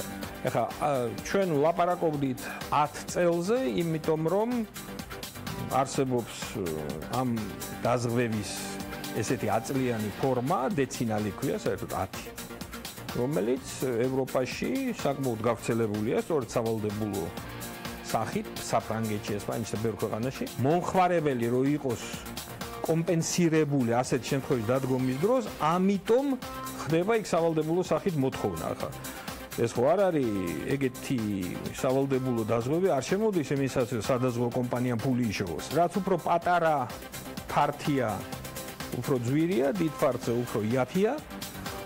ხო, მაგრამ რამოდენიმე რეალურად რო წარმოვიდგინოთ ესე ხა რაღაცა ცოტა ზერელეთ, უნდა ვთქვათ, რომ რამოდენიმე $. კვადრატულ მეტრზე. რა ფორმით იქნება კანონპროექტი, ეს ჯერ არ ვიცით, მაგრამ რა თქმა უნდა, კითხვა დავუსვით იმ დეპუტატთან, რომელიც ამ დრომდე სამშენებლო სექტორში იყო წარმოდგენილი. ილია წულაია დეველოპერ კოლეგებს არ ეთანხმება და მიიჩნევს, რომ სამშენებლო დეფექტების სავალდებულო დაზღვევა ამ სექტორის გაჯანსაღებას, ბინებს კი უმნიშვნელოდ გაძვირებას უწინასწარმეტყველებს. მექანიზმზე მიმდინარეობს ჭელობა, თუ რა სახით მოხდება ეს, მოხდება სადაზღვევო კომპანიის მიერ, ეს მოხდება მშენებლის მიერ, ამ თანხის დეპონირებით თუ ასე შემდეგ. სასტუმრო რუმში კურორტ კოხტა მიტარბის პროექტის პრეზენტაცია შედგა. პროექტი ბაკურიანში, კოხტაგორას მიმდებარე ტერიტორიაზე და მიტარბიში საერთაშორისო სტანდარტების 4 სეზონიანი კურორტის მშენებლობას და განვითარებას ითვალისწინებს. 2015 წელს სახელმწიფოსა და საქართველოს რეკონსტრუქციისა და განვითარების კომპანიას შორის გაფორმებული ხელშეკრულება კომპანიის მხრიდან კურორტზე სასტუმროების და აპარტამენტების კომპლექსის მშენებლობას ითვალისწინებს, ხოლო სახელმწიფო ინფრასტრუქტურასა და სათხილამურო ტრასების მშენებლობას განახორციელებს. პირველ ეტაპზე კოხტაგორას მიმდებარე რუმსის მშენებლობაა დაგეგმილი. პროექტის საწყისი ეტაპი 2018 წლისათვის დასრულებაა.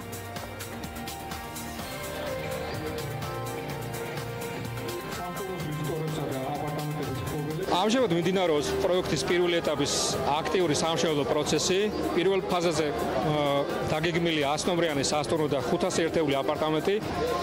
მიმდინარე სიტუაციაში კონსტრუქციული ნაწილი დასრულებულია, მიმდინარეობს გარე ფასადის შემოსვა, თერმომარეგულირებელი მასალები და ესევე შიდა ინტერიერის მოსაპირკეთებელი სამუშაოები. 2018 წლიდან ჩვენ გეგმავთ, რომ პირველი სამშენებლო ბლოკი დავასრულოთ და პირველი ვიზიტორი მივიღოთ როგორც სასტუმროში, ესევე მასთან ინტეგრირებულ აპარტამენტებში. კომპანია კოხტა მიტარბთან ერთად გავაფორმეთ ხელშეკრულება და ვაშენებთ მიტარბის ტერიტორიაზე უნიკალურ ადგილას რუმსის სასტუმროს. ერთობლივი პროექტი იქნება კოხტა მიტარბთან ერთად, სადაც იქნება 100 ნომრიანი ახალი რუმს მიტარბი და ძალიან ლამაზი ერთ-ერთი კიდევ ახალი პროდუქტი რუმსისგან ჩვენ მომხმარებლისთვის, ქართველებისთვის პირველ რიგში და ასევე მოგზაურებისთვის იქნება ძალიან მალე შემოთავაზებული. თბილისის საქალაქო სასამართლომ თბილავი ამშენის აქციონერების არჩევანი არ დააკმაყოფილა. 5 წლიან დავაზე, რომელიც 2010 წელს კომპანიის აქციონერებისათვის ქონების იძულებით დათმობას ეხებოდა, სასამართლომ სარეზოლუციო ნაწილი გამოაცხადა. თბილავი ამშენის საკონტროლო პაკეტის ყოფილი მფლობელი პანტიკო თორდია საქალაქო სასამართლოს უკანონო გადაწყვეტილების მიღებაში მთავრობას კი სამართლიანობის აღდგენის დაპირების შეუსრულებლობაში სდებს ბრალს. მთელი ამ წლების განმავლობაში დეკლარირებული იყო, რომ სამართლიანობა აღდგებოდა. ახლა რაღაც მანქანების დაბრუნება და რაღაც წვრილმანი საკითხების დაბრუნება ფონს არ ქმნის საქართველოში სამართლიანობის აღდგენაზე, ამბობს ბიზნესმენი. მოსარჩელეები კი აღნიშნავენ, რომ სასამართლოს კოლეგიის თავმჯდომარე 2 კვირის წინ შეიცვალა და ატომიან საქმეზე გადაწყვეტილება მის შეუსწავლელად გამოიტანა.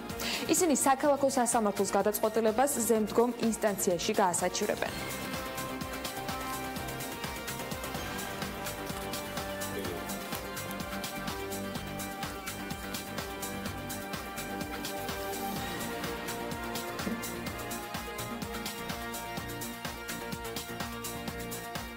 ასეთი იყო ბიზნესი ახალების მეორე ნაწილი, წინ უკვე სავალუტო მიმოხილვა გველოდება და საერთაშორისო ბაზრების ანალიზით შეთაგვირდება დილა მშვიდობის. ანა 4 დოლარი მედგრად იყო ძირითადი ვალუტების მიმართ, როცა ამერიკის საბინადრო სექტორის მონაცემები გამოვიდა და ამავდროულად ინვესტორები ელოდნენ ფედერალური სარეზერვო ბანკის ყოველთვიურ გადაწყვეტილებას მონეტარული პოლიტიკის შესახებ. ინვესტორები იმედოვნებდნენ, რომ გამჟღავნდებოდა ფედერალური სარეზერვო ბანკის გეგმები წლის მეორე ნახევართან დაკავშირებით. მათი ოპტიმისტური ნაწილი ელოდა, რომ ფედერალური სარეზერვო ბანკი 3% განაკვეთს აწევდა და ამ დროს უბრალოდ გამოაცხადებდა, რომ აწევდა წელს კიდე მესამედ. და ამ დროისთვის, სანამ ეს მოლოდინი იყო, დოლარისთვის, ევროსთვის დოლარსა და 16 ცენტზე მეტი ღირდა. თუმცა როგორც კი ფედერალურმა სარეზერვო ბანკმა გადაწყვეტილება გაამჟღავნა და 3% განაკვეთები უცვლელი დატოვა, ამას შედეგად მოყვა, რომ დოლარის ფასმა მთელი 1 ცენტით მოიმატა და 1 ევრო დოლარი და 17.9 ცენტი ღირს ახლა. იაპონური იენისთვის დოლარის ფასი 111-მდე დაეცა, ხოლო გირუანქა სტერლინგის ფასმა დოლარსა და 31 ცენტს გადააჭარბა. დოლარის კურსი ევროსთვის დოლარსა და 18 ცენტამდე მიიწევს, გადაკვეთს კიდეც ამ წერტილს, ასე ვარაუდობენ სარეზერვო ბანკის გადაწყვეტილების შემდეგ დოლარის გაიაფებას წინ ვეღარაფერი აღუდგება და ვალუტა დოლარსა 18 ცენტის ფასისკენ მიისწრაფის უკვე. ბიტკოინის ფასი დოლარისთვის 2500 დოლარს ჩამოწდა, ისევე როგორც დავარდა ეთერიუმის ფასი, თუმცა ფედერალური სარეზერვო ბანკის გადაწყვეტილების შემდეგ იმ მომენტში ორივე კრიპტოვალუტა ისევ გაძვირებისკენ შემოbrunდა და ახლა ეთერიუმის ფასი 200 დოლარს აღწევს, ხოლო ბიტკოინი 2500 მიდამოებშია ოდნავ დაბლა. თან ფულის გათხრებასთან დაკავშირებით ბიტკოინებით 4 მილიარდის გათეთრებით ბრალდებით, როგორია? 4 მილიარდის. საბერძნეთში, სალონიკში რუსეთის მოქალაქე დააკავეს, მედიის ცნობით დაკავებული 6 წლის განმავლობაში ხელმძღვანელობდა დანაშაულებრივ ჯგუფს, რომელიც ბიტკოინებში თანხის კონვერტირებით ფულის გათეთრებას აღდგენდა. რუსეთის მოქალაქე სხვათა შორის შეერთებული შტატების მოთხოვნით არის დაკავებული. ოპერაცია ორი ქვეყნის თანამშრომლობით ჩატარდა. RBK წერს, რომ საბერძნეთის პოლიციის განცხადებაში რუსეთის მოქალაქე, რომლის ვინაობაც არ სახელდება გასაგები მიზეზების გამო, დაჯგუფების ტვინად არის მოხსენიებული. 4 მილიარდზე თუ არის ცნობილი მოდელი იყო თბილისშიც დადიოდა ამ ბიტკოინებს თანხას გირიცხავდნენ 30% იტოვებდი და დანარჩენი ბიტკოინს ყიდულობდი საერთოდ უცხო ხალხს. ორჯერ შეგეძლო ეგეთი რამე გააკეთებინა და ამ დანაშაულებრივ ქსელში ბევრი ქართველიც იყო ჩაბმული. კარგი, ეს კრიპტოვალუტებზე ვატყობ ჩვენ არა ვართ მარტო ავანგარდში, მისი პოპულარიზაციის ეს ტკბილდამურავა კაცი 4 მილიარდს აქ თუ დატოვებდა საქართველოში, მე უფრო გამიხარდებოდა. კარგი, გამჟღავდება ალბათ მისი ვინაობა, მაგრამ ვატყობ ცოტა გვიან, იმიტომ რომ ორიზე სახელმწიფო არის ამ ყველაფერში ჩართული, თუმცა ფულის გათეთრება რა ვიცი. ცოტა შედარებით შორს ჩვენგან. კარგი, გავიდეთ ახლა რეკლამაზე. განათლების თემით გიბრუნდებით სულ რამდენიმე წუთში. მეტი შემოსავლები ტელეპირველს და ბიზნეს მედია საქართველოს. თქვენ კი კვლავ წარმატებულ დღეს გისურვებთ. 5 წუთში ვიქნებით ჩვენთან ერთად. თუმცა რეკლამაც ნახეთ. რეკლამაც მაგარი საინტერესოა ტელეპირველზე.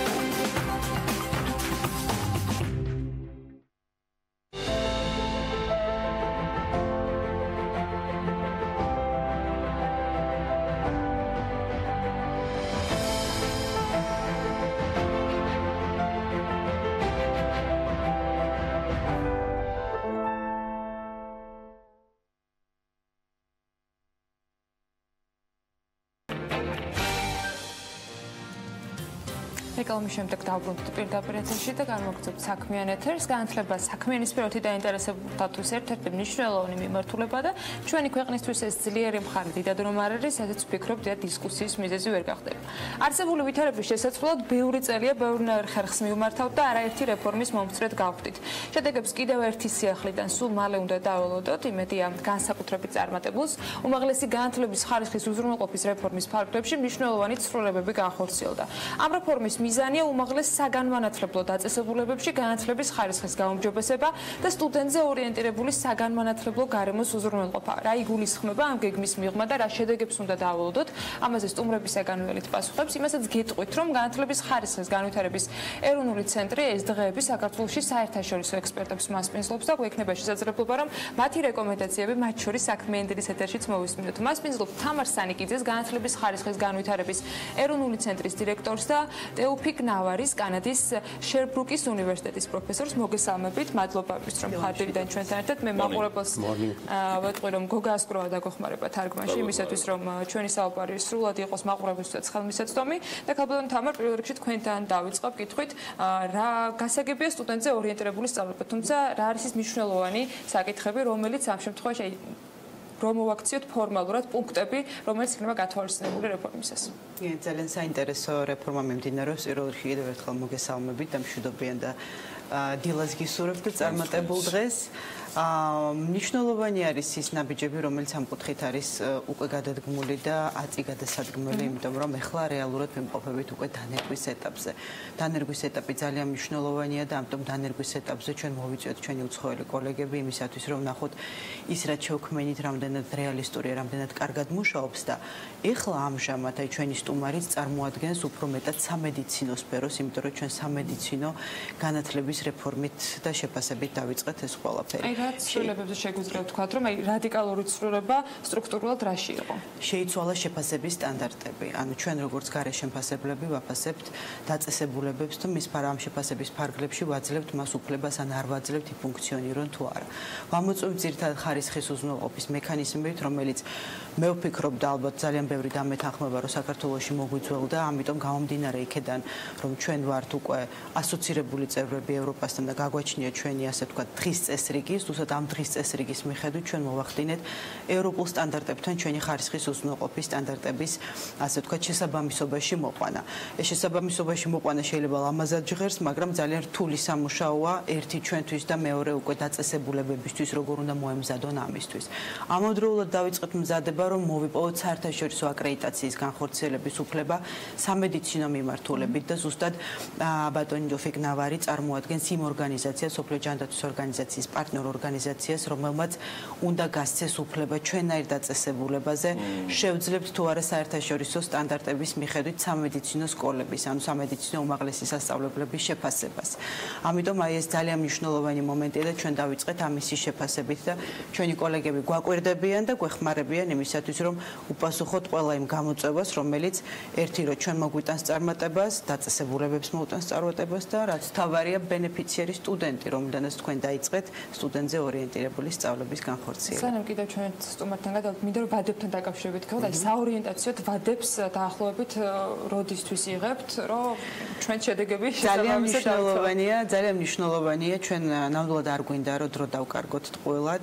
ძალიან მოკლე პერიოდში მოვახდინეთ საკმაოდ ესეთი რადიკალური ცვლილებები კანონის დონეზე, რეგულაციების სტანდარტების დონეზე, მაგრამ ყველაფერი დამოკიდებულია ჩვენი კოლეგა პირველ რიგში ამ ეტაპზე როგორ შეგვაფასებს და თუ ეს შეფასება და რეკომენდაციები ანუ დადებითი იქნება, ჩვენ ალბათ უკვე გადავდგავთ მეორე ნაბიჯს და გავაკეთებთ უკვე განაცხადს იმისათვის, რომ ოფიციალურად შევფასდეთ და მოგვენიჭოს ამ აკრედიტაციის განხორციელების. Professor, great to have you here with us. დიდი მადლობა დღეს რომ ჩვენთან იმყოფებით. About your background, you told me before the live that it's your first სანამ გავიდოთ ეთერში, მითხარით რომ ეს გახლავთ პირველი ვიზიტი საქართველოში, ისიც მოგახსენეთ რომ სავარაუდოდ ბოლო ვიზიტიც არ იქნება. You need just to first attempt to be here and that's it. მე მინდოდა ხაზის გამესვა იმას რომ მაინც პირველი ვიზიტის ჩარჩოებში იმყოფებით აქ, მაგრამ story happening in Georgia რა ხდება საქართველოში ამის შესახებ თუ ბრძანდები საქმისკურში 20 წლის young generation განმავლობაში უმეტესობა ახალგაზრდები ორიენტაციას იღებენ ჯანდაცვის სფეროში მოღვაწეობაზე მენეჯერულ თანამდებობებზე საექიმო საკმაოდ პოპულარული გახლავთ სამედიცინო სფერო საქართველოს ჩვენ ძალიან ბევრს საუბრობთ ხარისხზე და სამედიცინო განათლება თავისებურ პრიორიტეტად იკვეთება საქართველოში შეიძლება თქვენ პიროს საბეჭდილებაზე რომ მოგვახსენოთ და როგორ შეაჯამეთ სამედიცინო სფეროს ფუნქციონირებას მე ხედავ რომ სამედიცინო სფერო პრიორიტეტი გახლავთ საქართველოში ჩვენ მუშაობთ აკრედიტაციის საკითხებზე და ამაზე მოგახსენებთ რადგანაც იგი მნიშვნელოვანია მრავალი მიზეზის გამო პირველი სამედიცინო უმაღლეს სასწავლებლებში საჭიროა მართლა მესეურებმა იცოდნენ სწორი მიმართულებით მიდიან თუ არა მათგან მოითხოვება მაღალ დონეზე მომზადებული ექიმები ქვეყნის საჭიროებიდან გამომდინარე და უნდა გააჩეთ ინფორმაცია ამას ჯეროვანად აღწევენ თუ არა მეორე პროფესორ მასწავლებლებმა სამედიცინო უმაღლესწავლებლებში უნდა იცოდნენ ასევე სწორი მიმართულებით მოძრაობენ და იგივე ეხება სტუდენტებს იღებენ თუ არა შესაბამის დონეზე განათლებას რათა ქვეყანას მოემსახურონ უკეთესად აი ეს გახლავთ აკრედიტაციის მიზანი მეორე ძალზე მნიშვნელოვანი საკითხი ეს გახლავთ ინტერნაციონალიზაცია მობილურობის დონე ძალზე მაღალია სტუდენტები ერთი ქვეყნიდან მეორეში შეიძლება გადადიოდნენ მოძრაობდნენ მოგზაურობდნენ რათა მიიღონ ცოდნა იგივე ეხებათ ექიმებს ზოგიერთმა ქვეყანამ შეიძლება თავისებური შეშფოთებაც გამოთქვას რამდენად სხვა ქვეყნებში სამედიცინო განათლების ხარისხი შესაბამისია I mean did you have this interview before I said responding fantastically because that accreditation was my second question I knew that და ასევე მოგახსენებთ რომ თქვენ დამასწავლეთ more about lecturers and lecturers and თუ შეიძლება უფრო მეტად რომ მოგვითხრათ მასწავლებლებზე სტუდენტებზე ისევ და ისევ თქვენ პირველ შტაბეშტილებას ვითხოვ. პირველი შტაბეშტილება საკმაოდ დადებითი გახლავთ. აკრედიტაციის სფეროში მრავალი წელია მოღვაწეობ და მოგახსენებთ რატომ კანადაში, იმიტომ რომ კანადის მოქალაქე გახლავარ. კანადაში 70 years სამედიცინო უმაღლესი სასწავლებლები აკრედიტაციას შემდეგი ბოლო 70 წელი გადი 4 წლის შემდეგ ჩვენ ცენტრში იღებენ აკრედიტაციას ის სამედიცინო სტრუქტურა რომელსაც აკრედიტაცია არ გაუვლია ვერ მიიღებს ვერ სტუდენტებს და ვერ დაფინანსებას აი ეს გახლავთ აკრედიტაციის მნიშვნელოვანი საკითხი ეს ეხება სამედიცინო სწავლების მიმართულებას და არა კვლევას კვლევა რა თქმა უნდა ძალზე სერიოზული საკითხია მაგრამ აქ საქმე ეხება ექიმების მომზადებას. კარგი ექიმების ჩამოყალიბებას. რეგულარულად ხდება ეს მუდმივად და შედეგები კანადაში აკრედიტაციის პროცესისა საჯარო ხდება. საზოგადოებამ იცოდეს. აი ეს უმაღლესი სასწავლებელი სრული აკრედიტაციის პირობებში მუშაობს მეორე ნაწილობრივ და ასე შემდეგ. პირველი საბეჭდილება რომ მოგვახსენოთ საქართველოს სამედიცინო სასწავლო დაწესებულებებზე ისინი აკმაყოფილებენ თუ არა მოთხოვნებს თუ დააკმაყოფილებენ თუ არა სააკრედიტაციო მოთხოვნებს უახლოეს მომავალში. რამდენიმე საკითხს მინდა ნათელი მოვფინო. სამედიცინო სკოლების აკრედიტაცია გახლავთ ეროვნული პასუხისგებლობა. მათი გადასაწყვეტია საკრედიტაციო სააგენტოს გაცემს თუ არა აკრედიტაცია. უმნიშვნელოვანესია მოხდეს ასევე იმის შეფასება რამდენად საკრედიტაციო სტრუქტურები ფუნქციონირებენ ჯეროვნად ეს გვეხება ჩვენ. და პროგრამა მიმდინარეობს ესეთი აკრედიტაციის ცენტრის აკრედიტაცია. ეს არის ეროვნული პასუხისმგებლობის საკითხი. და სააკრედიტაციო სააგენტოს აკრედიტაციას რამდენიმე ეტაპია გასავლელი. პირველი ეს არის ის რომ უნდა გავაანალიზოთ ის დოკუმენტაცია რომელიც სოფლიო ფედერაციას გაეგზავნა. მეორე რამდენად ეს გახავთ დამოუკიდებელი სტრუქტურა, ინტერესთან კონფლიქტი არ უნდა არსებობდეს და არაფერი არ უნდა უშლიდეს მათ შესაბამისი ანალიზი და განჯა აწარმოოს სიტუაციას და ზოგადად ასევე ჩვენ უნდა დავწმუნდეთ და ბოლომდე ჩავწერ დეტალებს თუ როგორ მიმდინარეობს აკრედიტაციის პროცესი საქართველოში. ყველა ეტაპის თვალსაზრისით პირველი ნაბიჯი გახლავთ თვით ანალიზი. სამედიცინო სასწავლო დაწესებულებამ საკუთარი აზრი უნდა დადოს. რა მდგომარეობა რა გასაუმჯობესება.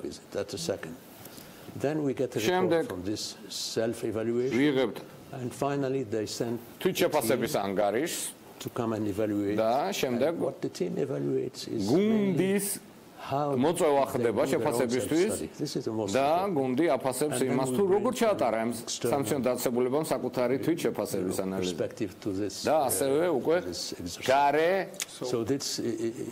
თვალით დანახვა ხდება მთელი პროცესი. აი დაახლოებით ესეთი პროცესი ხორციელდება. ჩვენ რა ეტაპზე ვიმყოფებით აი ამ ჯაჯვის თვალსაზრისით. პირველ რიგში თქვენ გადიხართ აღიარების პროცესს. ეს გახავთ პირველი ნაბიჯი. ეს პროცესი უკვე დაიწყო. სოფლიო ფედერაციამ და მე მათი მრჩეველი გახლავართ და მათი დავალებით ვიმყოფები საქართველოში. პირველი უნდა განვიხილო დოკუმენტაცია და საკამაოდ დაძაბულად მამუშავებ. Just observe and to make some comments. მოახდინო მოახდინო კომენტარები და ამაზე ზუსტად ვესაუბრები ჩემ კოლეგებზე. The next step განვიხილო სტანდარტები, რომელიც ქვეყანაში გამოიყენება, შემდეგი ნაბიჯი იქნება სოფლიო ფედერაციის ექსპერტთა გუნდის ჩამოსვლა, ჯგუფის ჩამოსვლა, რათა დავინახოთ ხომ არ არსებობს ინტერესთა კონფლიქტი, დეტალურად გაანალიზოს დოკუმენტები. მოხდება ვიზიტები უმაღლეს დაწესებულებებში სააგენტოში პირველ ეტაპზე ვიმყოფებით რომ გეპასუხოთ. Still insisting about some foundations. ისევ და ისევ რეკომენდაციებზე ხდება აქცენტირება, ესე მუშაობს რეპორტერები, აი ესეთი აბეჯითებით ითხოვენ ჟურნალისტები პასუხს, აეხლა შევიკავებდი რეკომენდაციებისგან. რადგანაც პირველი ნაბიჯია მხოლოდ და მხოლოდ გადადგმული. მე მგონი ღირს კომენტარის გაკეთება ამ თემაზე, მაგრამ მანამდე ერთი კითხვა. ეს პირველი მცდელობაა ამ ტიპის კომუნიკაციის და დამაინტერესა ბებიებისთვის ყველაზე საყვარელმა პროფესიამ ეს რის გამო სამედიცინო მიმართულება დარწმუნებული ვარ ბევრი მიზეზი გქონდათ რომ მაინდა-მაინც ეს თემა აირჩიეთ პირველ შესაფასებლად. ჩვენ შიდა პრობლემების თავი რო დავანებოთ, გვაქვს სერიოზული პრობლემა, რომელიც უბრალოდ ჯერ არ არის პრობლემა, მაგრამ შეიძლება რომ გახდეს. 2023 წლამდე თუ მსოფლიო ჯანდაცვის ორგანიზაციის პარტნიორის მიერ დადგენილი სტანდარტებით ქვეყნები და ქვეყნებში არსებული სამედიცინო სკოლები არ გაივლიან აკრედიტაციას, მათი სტუდენტებისთვის და პერსონალისთვის საერთაშორისო სალიცენზიო გამოცდებზე დაშვება აღარ იქნება. ამიტომ ეს არის ძალიან მნიშვნელოვანი, ამიტომაც გავაკეთეთ ასე ვთქვათ ჩვენი პრიორიტეტები გამოვსახეთ, მაგრამ ერთი რამე არის კიდევ მნიშვნელოვანი. ის რაც ჩვენ გავაკეთეთ ახლა სამედიცინო მიმართულებით, ეს არის ნორმალური გზა, როგორ უნდა ვიმუშაოთ იმისთვის, რომ კარგი ხარისხიანი, შედეგზე ორიენტირებული შეფასება გავაკეთოთ. ანუ რასაც გავაკეთებთ სამედიცინო მიმართულებით, იგივეს გავაკეთებთ სხვა მიმართულებითაც, ანუ სისტემა მუშაობს ერთი მიმართულებით.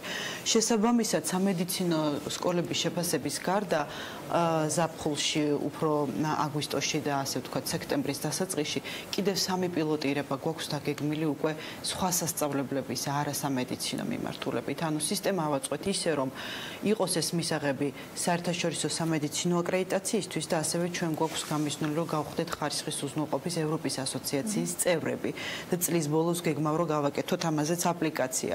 ამიტომ მთლიანად შევცვალეთ სისტემა, რაც გქონდა ამ შეფასების და გავაკეთეთ ისეთი ხარისხზე ორიენტირებული, შედეგზე ორიენტირებული შეფასება. განსხვავება არის უწინ თუ ვაფასებდით ჩადებულ რესურსებს, ახლა უყურებთ პროცესი როგორ მიდის, რა შედეგზე გადიან. ეს არის შეიძლება დროს ისევ ძალიან ვუსწრებ და მინდა რომ რაღაც განსაკუთრებულად დრო დაგჭა რომ იცოდე. ერთი კითხვა მინდა დავსვათ, ჯანდაცვის სამინისტროსთან თუ იყო კონსულტაციები და ის ექიმები, რომლებიც უკვე სამედიცინო უნივერსიტეტის დამთავრებულები არიან, საქართველოში რა პერსპექტივის მქონეები აღმოჩნდებიან, გარდა იმისა, რომ საერთაშორისო პროგრამები ექნება. აი 2023 წლამდე არა გვიშავს. 2023 წელს, როდესაც უკვე მოვა ასე ვთქვათ ის დედლაინი, რომელზედაც გველაპარაკება მსოფლიო ჯანდაცვის ორგანიზაცია, მერე პერსპექტივა შეესრულება. საქართველოში მუშაობის პრობლემა არ იქნება, მაგრამ პირდაპირ გამოჩნდება, რომ ჩვენ არ ვართ იმ საერთაშორისო სამედიცინო საზოგადოების წევრი, რომლითაც უნდა ვიყოთ, იმიტომ რომ ჩვენი ასე ვთქვათ განვითარება პროფესორ მასწავლებლებისა, თვითონ სტუდენტებისა დამოკიდებული ამ ინტერნაციონალიზაციას და რამდენად ჩვენ მსოფლიოში მოძრაობთ და იმ თანამედროვე და უახლეს ასე ვთქვათ ტრენდებს და ისინი მოძრაობენ ჩვენთან. ისინიც მოძრაობენ, ამაშია საქმე ჩვენთან და ჩვენ პარტნიორებსაც დავკარგავთ თუ ასე ვთქვათ კარგად არ მოვიქცევით. ბიზნესის სფეროს რომელიც შეიძლება სამედიცინო კი, ძალიან, იმიტომ რომ ეს შემოწმება გულისხმობს პრაქტიკის ობიექტების შემოწმებასაც არა მხოლოდ სასწავლებლების, იმიტომ რომ პროგრამები შედგება სხვადასხვა კომპონენტებისგან და რაც თავარია დღეს გვაქვს ძალიან მნიშვნელოვანი სამუშაო დარგობრივ საბჭოებთან, რომელთაც გადახედეს მათი სტანდარტების მიხედვით დარგობრივ მახასიათებლებს, ანუ პროგრამა სამედიცინო მიმართულებით პროგრამები რას უნდა ეფუძნებოდეს, ეს რეგულირებადი პროფესიაა და ამას აუცილებლად სჭირდება დარგობრივი მახასიათებლების დამტკიცება, დარგობრივი მახასიათებლების დამტკიცებაც უნდა მოხდეს შესაბამისი სტანდარტის მიხედვით.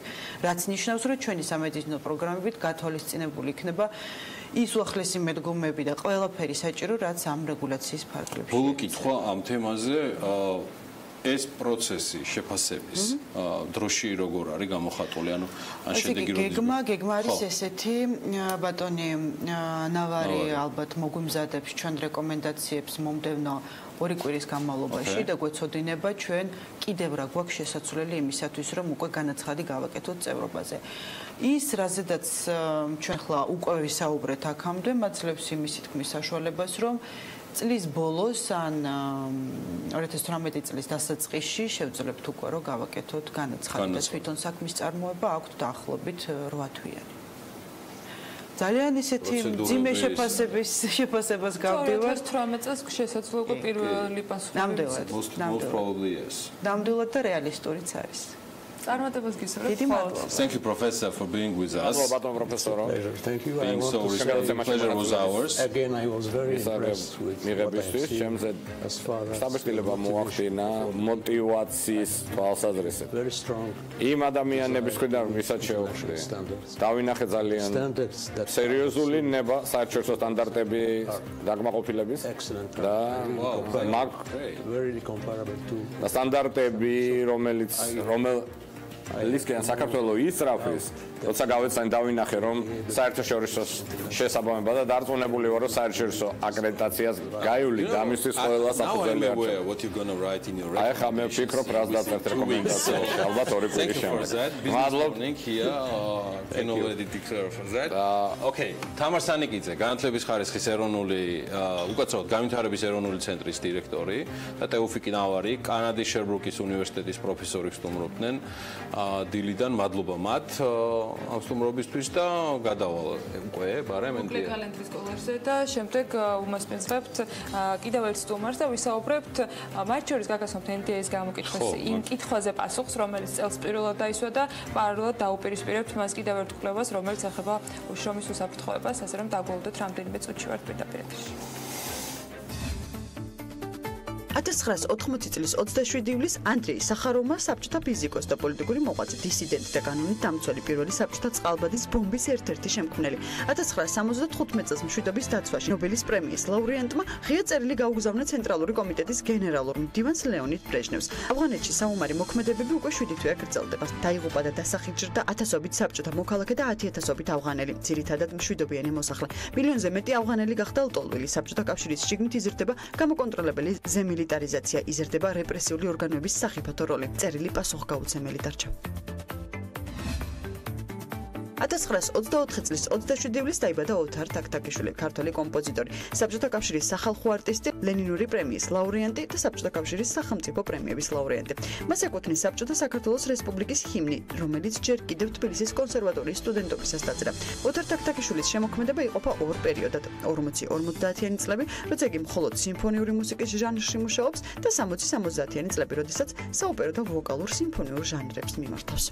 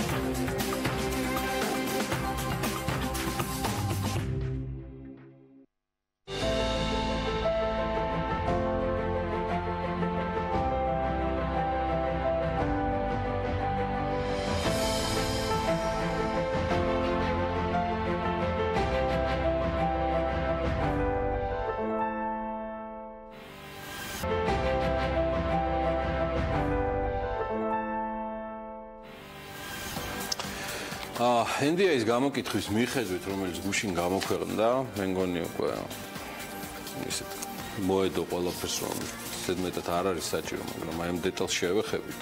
ეროვნულ დონეზე გამოკითხულთა 73% მიიჩნევს, რომ მუშების, ანუ მათი შრომის პირობები, ვინც ფიზიკურად შრომობს, უსაფრთხო არ არის. 14%-ს პირიქით მიაჩნია, თვლის, რომ შრომის პირობები მუშებისთვის უსაფრთხოა, ხოლო 13%-მა არ იცის, აი არ იცის ყველა გამოკვლევაში მაგიჟებს ხოლმე, მაგრამ ნუ რაც არის. კვლევის ფარგლებში შრომით უფლებებთან დაკავშირებით სხვა შეკითხვებიც დაისვა, მაგალითად, გამოკითხულთა 66% მიიჩნევს, რომ შრომითი უფლებები კარგად არ არის დაცული კერძო სექტორში, ხოლო 19% თვლის, რომ პირიქით შრომითი უფლებები კერძო სექტორში კარგად არის დაცული. კიდევ ერთი კვლევა ევროკავშირისა და გაეროს განვითარების პროგრამის მხარდაჭერით ჩატარდა, რომელმაც გამოავლინა მოსახლეობის გათვითცნობიერებულობა და აღქმა ადამიანის უფლებების და მართლმსაჯულების ხელმისაწვდომობასთან დაკავშირებით და ასევე მიმართებაში, რამდენად განსხვავებულ სურათს იძლევა ამ კვლევის შედეგი. მოდი ამაზე პირდაპირ გადავალ რუსო ტუშურთან, რომელიც არის ევროკავშირისა და გაეროს ერთობლივი პროგრამის ადამიანების უფლებები ყველასთვის ხელმძღვანელი. მადლობა რუსო, დილიდან ჩვენთან ერთად ყოფნისთვის, დილა მშვიდობის. მოგესალმებით. კარგი, ძალიან მოკლე აუთლაინი რო გითხრა ამ კვლევისა და შედეგების, ანუ გავაგრძელოთ ჩემი კითხვა, რამდენად განსხვავებულ სურათს ვიღებთ, იმიტომ რომ საკმაოდ სქელტანიანი დოკუმენტის ანგარიში რაც ვნახე, საკმაოდ ბევრი კითხვა გამიჩნდა, როგორც მაინც დომინირებს მე როგორც ხვდები შრომითი უფლებების თემა. მოგესალმებით კიდევ ერთხელ, ძალიან დიდი მადლობა კვლევის დაინტერესებისთვის. ვინაიდან თქვით, რომ ნამდვილად მნიშვნელოვანი კვლევა იყო, გამოვკითხეთ საქართველოს ტერიტორიაზე 5000 ადამიანი, როგორც თბილისში, ასე სხვა ქალაქებში და სოფლად ცხოვრები მოსახლეობა.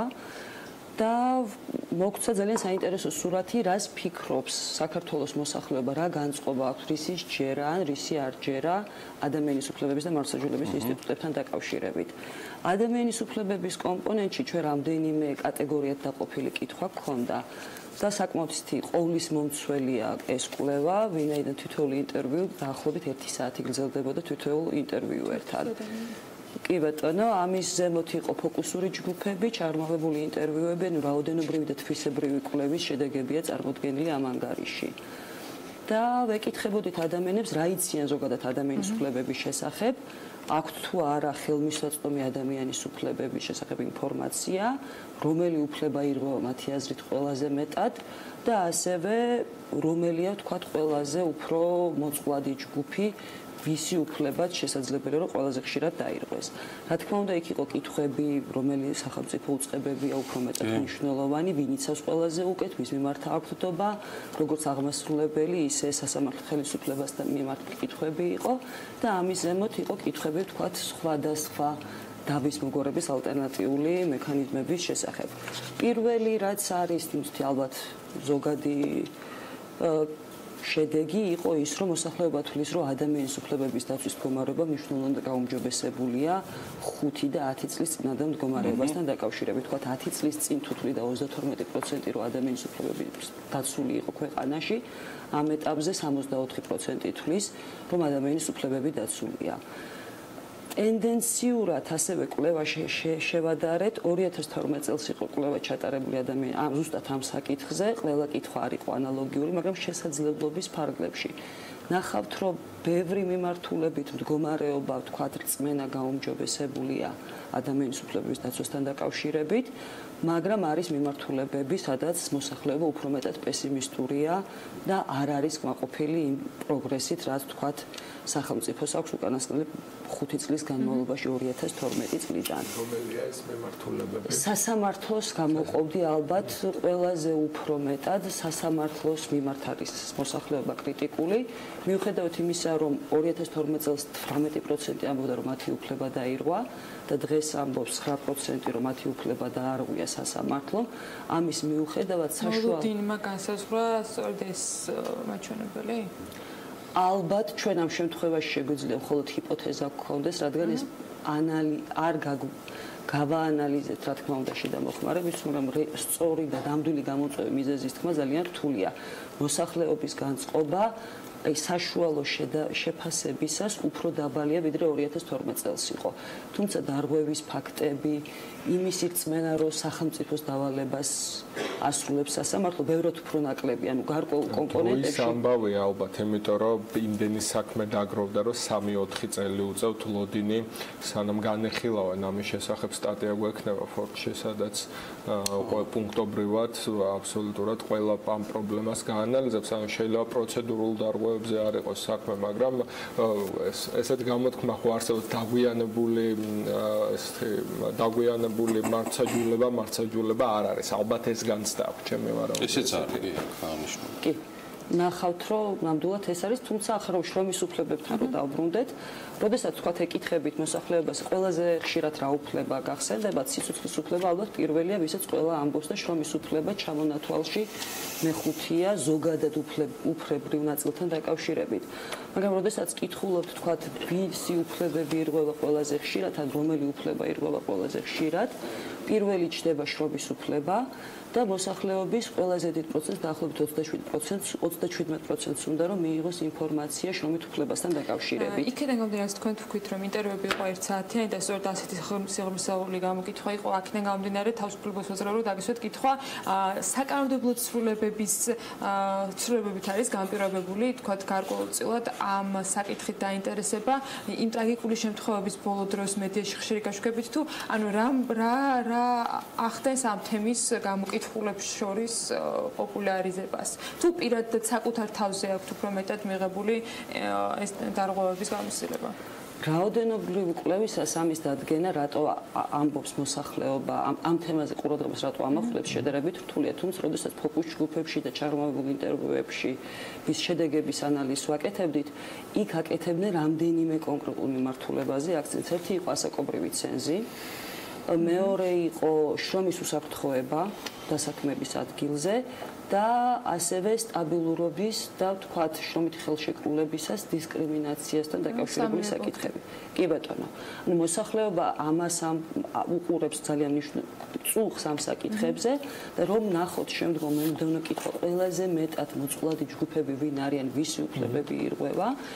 დაახლოებით თითქმის 80% თვლის რომ ყოველთვის ირღვევა, ხშირად ირღვევა ან მეტნაკლებად ხშირად ირღვევა იმ ადამიანის უფლებები, რომლებიც დასაქმებული არიან განსაკუთრებულ საშიშ პროფესიებში.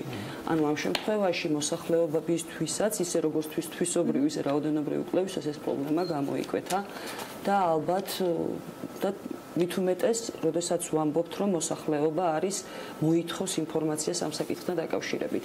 ასაკობრივი ჯგუფით საინტერესო ამასთან დაკავშირებით და თვითონ გადანაწილება ქალაქსა და სოფელს შორის.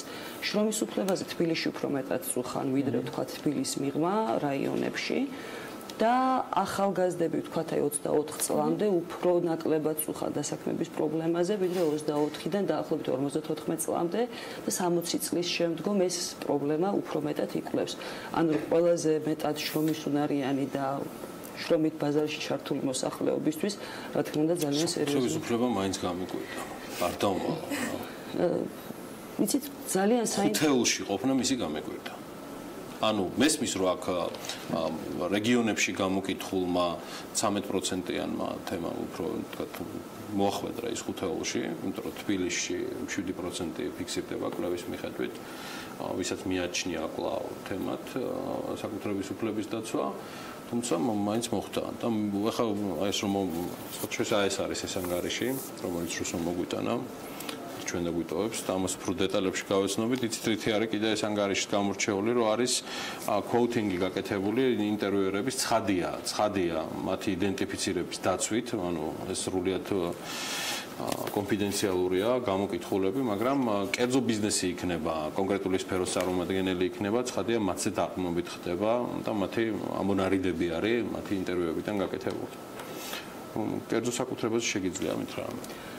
ძალიან ჩვენთვისაც მოულოდნელი იყო ნამდვილად კერძო საკუთრება როგორც პრობლემად წარმოჩინება, ვინაიდან გვეგონა რომ ეს მოსახლეობა ამ პრობლემით უფრო აღარ იყო იმდენად შეშფოთებული, თუმცა ალბათ ესეც რა თქმა უნდა მოსაზრებაა და რთული არა ეს ზუსტი პასუხისგაცემა ამ შემთხვევაში, ეს არის ქონების რეგისტრაციასთან დაკავშირებული სირთულეები, საკანონმდებლო ცვლილებები სახელმწიფო მიიღო, თუმცა პრაქტიკაში მის განხორციელება რა თქმა უნდა არ მოხდა. კი ბატონო, არ მოხდა. განსაკუთრებით მიწას ეხება ალბათ ეგ ამბავი. ალბათ და ნუ შეიძლება სხვა ქონებებს კაცმა არ იცის. და ალბათ ერთი მნიშვნელოვანი მიმართულება, რაზეც შეიძლება ყურადღება გავამახვილოთ, ეს არის პერსონალური მონაცემები. დიახ. ინფორმაციის მიღების წყარო, საიდან იღებს მოსახლეობა ინფორმაციას და მოსახლეობის აზრი სასამართლოში მიმდინარე მოვლენები უნდა გააშუქოს თუ არა მედიამ. ბოლო პერიოდის განმავლობაში ეს მნიშვნელოვანი მსჯელობა მიმდინარეობდა, რა უნდა მოხდეს თუ არა მედიით. მიმდინარე აქტუალურ საკითხებზე გაშუქება და მეორე არის თვითონ მიმდინარე პროცესების გაშუქება და მოსახლეობის 50%-ზე მეტი მიიჩნევს, რომ კი მედიამ უნდა გააშუქოს სასამართლოში როგორც მიმდინარე მოვლენები, ასევე კონკრეტულ პროცესებთან დაკავშირებით. ალბათ ასევე ძალიან ალბათ ეგეც ნდობის ამბავია რომ არენდობა იმიტომ ნდობის და ზოგადად ანუ ეს გარჩევა რაზეც მიდის ანუ ხმაურიანი თემა რაც არის ყოველთვის საინტერესო არ აქვს მნიშვნელობას ვის და რას ეხება ეს ერთ-ერთი განსაზღვრებელი და განმაპირობებელი არის რაც ვფიქრობ ამავე დროს უნდა იყოს როცა არჩევა ეკეთება დანიშნულება და ბენეფიციარი აი რატო არის ჩართული ისეთი ავტორიტეტული დონორები და საერთაშორისო ორგანიზაციები რატო დაუკვეთეს მათ ICT-ის ეს თემა საუბარია ევროკავშირზე და UNDP-ზე გალუტონებო და ბატონებო ამის იქით არც ვიცი ხა რა უნდა იყოს რომლებიც ინტერესდებიან არა მხოლოდ ადამიანის უფლებებით და მარცხაჯულებით საქართველოში, არამედ ასთავარია საზოგადოების განწყობებით და ასთავარია ეს public document ხდება, ეს არ არის ეგრეთ წოდებული სამსახურებრივი მოხმარებისთვის. ძალიან კარგია თქვენი საინტერესო კითხვაა ნამდვილად და ალბათ რამდენიმე გამოწვევი მიზეზი აქვს და რამდენიმე ბენეფიციარი შეიძლება ყავდეს ამ კვლევას. Რა თქმა უნდა, ეს კვლევა ხელმისაწვდომია გაეროს განვითარების პროგრამის ოფიციალურ ვებგვერდზე, ასევე სოციალური მედიითაც არის ხელმისაწვდომი, ჩვენ Facebook გვერდზეც დავდეთ უკვე ეს კვლევა და დაინტერესებულ კვლევარებს შეუძლიათ მიიღონ SPSS ფაილებიც, რომლითაც დამატებითი ინფორმაციის ამოღებაც იქნება შესაძლებელი. რა არის დამატებითი ინფორმაციები? კითხვა დაახლოებით კითხვარი თვითონ იყო 30 გვერდი. კითხვარის ყველა პასუხის თავმოყრა კვლევაში ანგარიში იყო შეუძლებელი და შესაძლებელია უფრო მეტი დაწვრილებული ინფორმაციის სოფლის მოსახლეობის, ქალების, კაცების, ანუ უფრო მეტად დაზუსტებული ინფორმაციის მიღება. რამდენიმე წლის წინ ადამიანის უფლებების უმაღლესი კომისრის ოფისმა მიიღო ძალიან საინტერესო რეზოლუცია, რომლითაც სახელმწიფოებს დაავალდებულა მიაწოდოს, რაც შეიძლება მეტი ინფორმაცია ადამიანის უფლებებთან დაკავშირებით. და განმარტებულია მიზნები, რატომ არის მნიშვნელოვანი ადამიანებმა იცოდონ თავიანთი უფლების შესახებ. იმისთვის, რომ მათ მოახდინონ მათი უფლების რეალიზაცია, მოითხოვონ ვალდებულების მატარებლებისგან უფლებების დაცვა, წინაპირობა აუცილებლად არის უფლებების შესახებ ინფორმაცია ჰქონდეთ ამ ადამიანებს. აქედან გამომდინარე, ადამიანის უფლებებზე დაფუძნებული მიდგომის პრინციპების დანერგვა საზოგადოებაში და ადამიანის უფლებების კულტურის განვითარება პირველ რიგში, რა თქმა უნდა, მოითხოვს, რომ მათ ჰქონდეთ საკმარისი ცოდნა, შესაბამისი ცოდნა. მეორე მხრივ, რა არის მართლმსაჯულება? ეს არის მოსახლეობა თვლის, შეიძლება ობიექტურად კანონში, ქაღალდზე ყველაფერი იყოს გარანტირებული, ყველა უფლება, თუმცა მაინც საბოლოო ჯამში მოსახლეობას უნდა ჰქონდეს იმის რწმენა, ჯეროდეს, რომ მისი უფლება დაცულია, მართლმსაჯულება ხელმისაწვდომია და ეფექტიანია. სწორედ აი ამის განცდის გაზომვა გვინდოდა და რა თქმა უნდა ეს არ არის წარსულზე შეხედვა მხოლოდ და მხოლოდ მომავალში ვფიქრობთ ერთის მხრივ ცნობადობის დაგეგმვის კამპანიები და მეორე მხრივ ახალი პროექტები, ახალი ღონისძიებები დაიგეგმება იმისთვის, როგორ უნდა აღმოიფხვრას ის არსებული ხარვეზები, რომელიც კვლევამ წარიჭრა. მადლობა რუსო. დიდი მადლობა. რუსო ტუშური, ევროკავშირისა და გაეროს ერთობლივი პროგრამის ადამიანის უფლებები ყველასთვის ხელმძღვანელი. ჩვენთან ერთად ჩვენ ამ კვლევას ატყობ კი არა, შემიძლია პირდაპირ დავანონსო, რომ ის ბევრ მიმართულებას საკმაოდ ხშირად გამოვიყენებ ჩვენს გადაცემაში.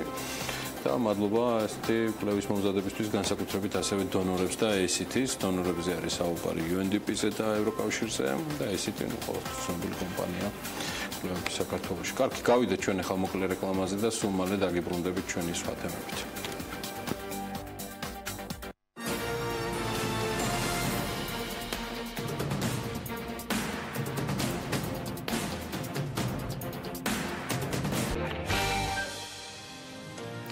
რეკლამის შემდეგ დაუბრუნდით პირდაპირ ეთერში და განათლების თემას ამ ბლოკში უკვე სალომე მეცხვარეშვილი და მისი სტუმარი გააგრძელებენ. სალომე, დილა მშვიდობის, მივესალმები შენ სტუმარს.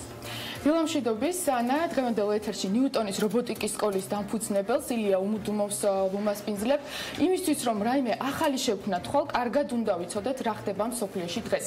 სწორედ ამ იდეით ჩამოყალიბდა ნიუტონის რობოტიკის სკოლა რამდენიმე თვის წინ თანამედროვე ლაბორატორიებით აღჭურვილი ცენტრი მოზარდებს შესაძლებლობას აძლევს არა მხოლოდ ისწავლონ თანამედროვე ტექნოლოგიებთან ურთიერთობა, არამედ თავადვე შექმნან ის. შედეგად კი ბავშვს საშუალება ეძლევა ყოველდღურად განვითარებადი ინოვაციური სამყაროს ნაწილი გახდნენ. მოგესალმებით, ილია, დიდი მადლობა თქვენი დროისთვის და გადაცემაში მონაწილეობისთვის. აუცილებლად უნდა გკითხოთ, მაინც განვმარტოთ კარგად, რა არის ნიუტონის რობოტიკის სკოლა და რაში ეხმარება ის მოზარდს? ნიუტონის რობოტიკის სკოლა პრინციპში ეს არის რაღაც შაბათის სკოლა შეიძლება დავარქვა, შეიძლება საზაფხულო სკოლა, ბევრი სხვადასხვა მხარე აქვს. ეს არის ტრეინინგ ცენტრი, სადაც მოსწავლეები პირველიდან მე-6, მე-7 კლასამდე მოდიან და ეცნობიან იმ სიახლეებს, რაც ხდება დღეს უკვე ტექნოლოგიებში. ისინი მათ თავად აქვს შესაძლებლობა აწყონ რობოტები. დიახ, ისინი თვითონ აწყობენ, თვითონ ცდილობენ შექმნან არა მხოლოდ ისეთი, როგორც უკვე არსებობს, არამედ თავისი ფანტაზიის ნაყოფი შექმნან, რაღაც ახალი გამოიკონონ. რაც პრინციპში არის ერთ-ერთი ყველაზე მნიშვნელოვანი ალბათ მათი განვითარების. და რაც თავარია, პირველიდან მე-6 კლასამდე მოზარდებს, ეს არის საკმაოდ დაბალი ასაკი. აქვთ ამის შესაძლებლობა და არ უჭერთ ამის გაკეთება. რა თქმა უნდა, დიახ, შეუძლიათ, აი ნებისმიერი პირველკლასელს შეუძლია ამაზე იმუშაოს თავისუფლად, სპეციალურად მორგებულია მათთვის ეს პროგრამა და რადგანაც ნიუტონის რობოტიკის სკოლა ჩამოყალიბდა ბიზნესად, აუცილებლად უნდა გითხოთ, საიდან გაგიჩნდათ ეს იდეა, რომ ჩამოგეყალიბებინათ მსგავსი ტიპის სკოლა? აი ცხოვრების რაღაც ეტაპზე გამიჩნდა ცოტა თავისუფალი დრო და ჩემი ჰობი გახდა, ასე ვთქვათ, რობოტების შექმნა.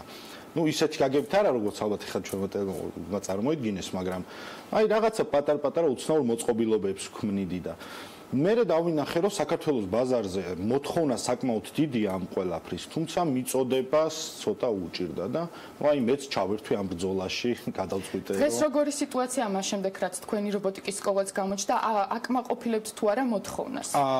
მოთხოვნა ჯერ კიდევ საკმაოდ დიდია. თუმცა მე მგონი აი ინფორმატიულობა გვაკლია, ჯერ კიდევ ბევრმა არ იცის რომ ესეთი რაღაცეები არსებობს.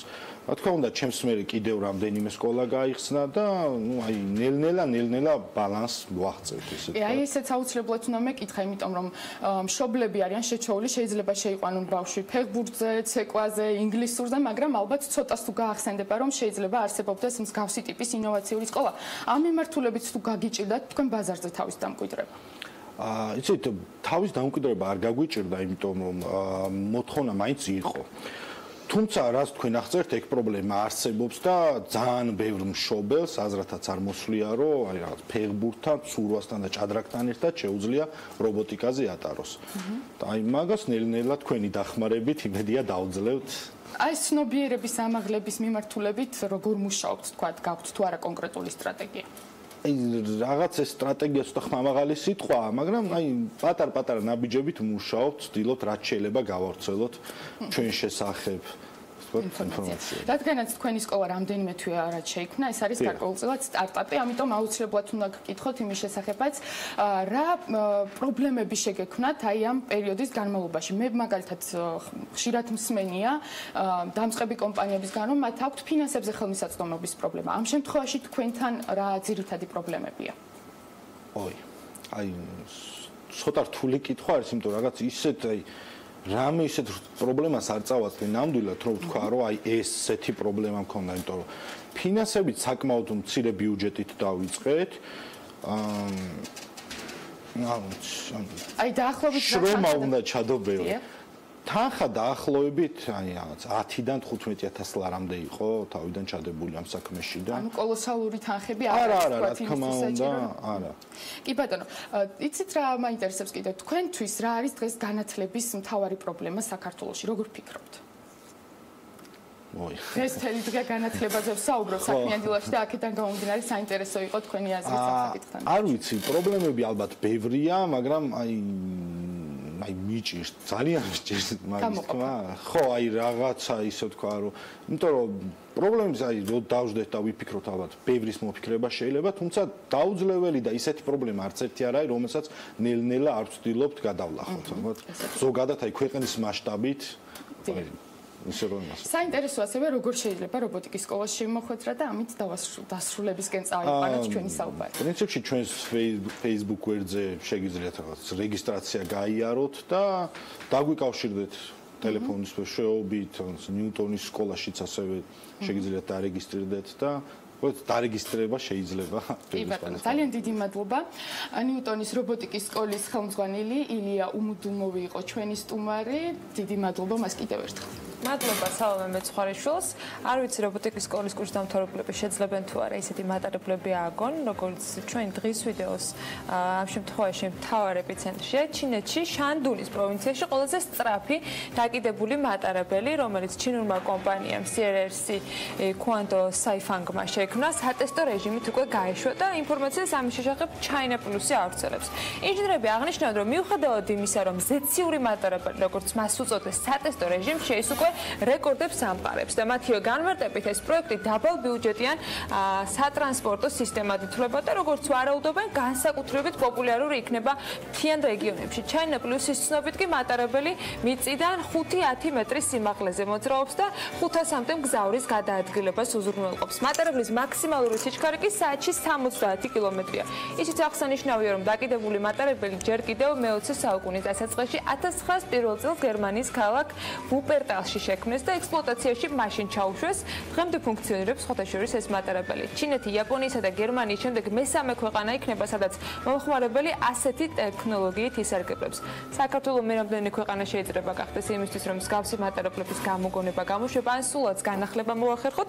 ამასთან დაკავშირებით იმედი მაქვს, რომ რობოტიკის სკოლის დამფუძნებელთან ერთად მომავალში ძალიან მალე ვისაუბრებ და თანაც ახალ გამოგონებებს გავაცნობთ ჩვენს მაყურებელს. ახლა რეკლამა უნდა შევთავაზო საქმიანი დილის მაყურებელს და სულ მალე დაგიბრუნდებით კიდევ საინტერესო თემით.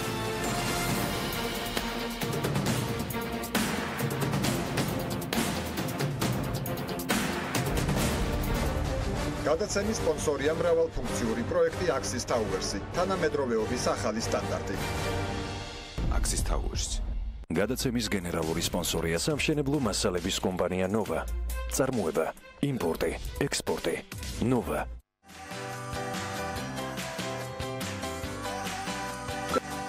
გადაცემის სპონსორია ხალიქ ბანკი. ყაზახური ხალიქ ჯგუფის წევრი.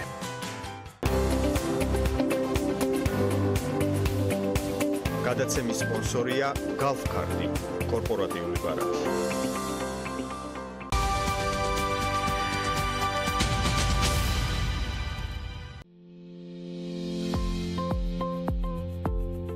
მონტაჟ ჯორჯია ეს არის კომპანია, რომელიც ზრუნავს თქვენს უსაფრთხოებაზე.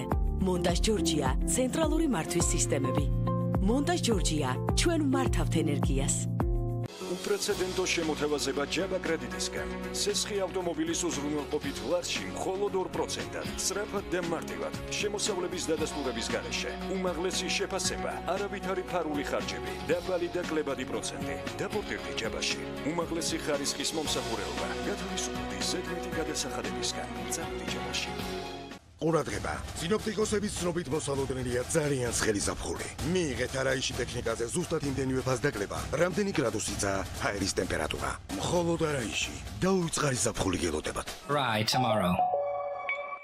ჩაერთე Digital TV-ში და მომენტალურად მიიღე მაღალ რეიტინგული, პოპულარული სატელევიზიო არხები მაღალი ხარისხით. Digital TV-ს არ სჭირდება ინტერნეტი, არ სჭირდება სატელიტური თებში. ინსტალაცია მარტივია. შეაერთე მიმღები ტელევიზორში, შეაერთე მიმღები დეციმეტრულ ანტენაზე. ავტომატური ძიების მენიუს დახმარებით მოძებნე ტელეარხები. ინფორმაციისთვის დარეკეთ ნომერზე 032 205 12 12 ან ეწვიეთ ვებგვერდს www.digitaltv.g. Digital TV შენთვის შექმნილი მაუწყებლობა.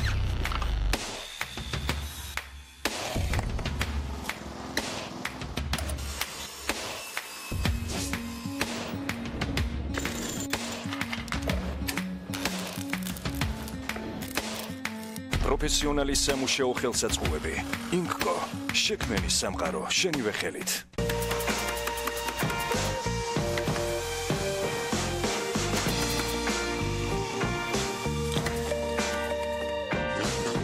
ხარისხით უზრუნავთ თქვენს ავტომობილზე. ფრეგო, გონივრული გადაწყვეტილება. New Design. ყველაფერი ინტერიერის და ექსტერიერის რემონტისთვის. 15000-ზე მეტი დასახელების შპალერი. ცნობილი ევროპული ბრენდების და წამყვანი დიზაინერების უახლესი კოლექცია. შპალერის ყველაზე ფართო არჩევანი ერთ სივრცეში. კახეთის გზატკეცილიდან 600 მეტრში. ეკატერინე ბაღდავაძის 20. ყოფილი პეპელას მიმდებარე ტერიტორია. New Design. ხარისხი და ფასი ჩვენი პრიორიტეტია.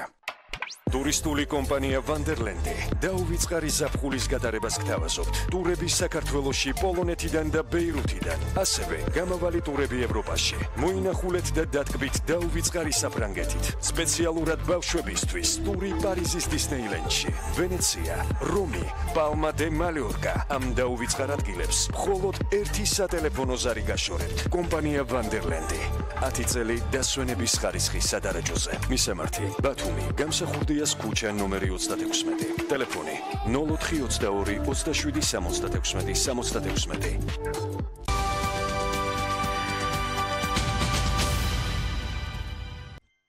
M კვადრატი. წარმოგიდგენთ.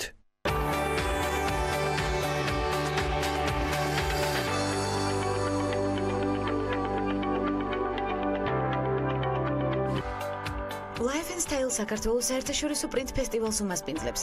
რას ითვალისწინებს პროექტი და რამდენად მნიშვნელოვანია თანამედროვე ვიზუალური ხელოვნების განვითარებისთვის. ნანა ყირმელაშვილი, პრინტ ფესტივალის დამფუძნებელი ნარატივით. ასევე საინტერესო ნარატივი ქართულ-გერმანულ ეკონომიკურ-კულტურული ასოციაციის პრეზიდენტთან და საერთაშორისო მუსიკალური სკოლის გენერალურ დირექტორთან ნინო ყამბეგაშვილთან ერთად. ეს ქალების ნარატივია. ხვდებით ერთმანეთს ზუსტად 11-ზე TV პირველის ეთერში.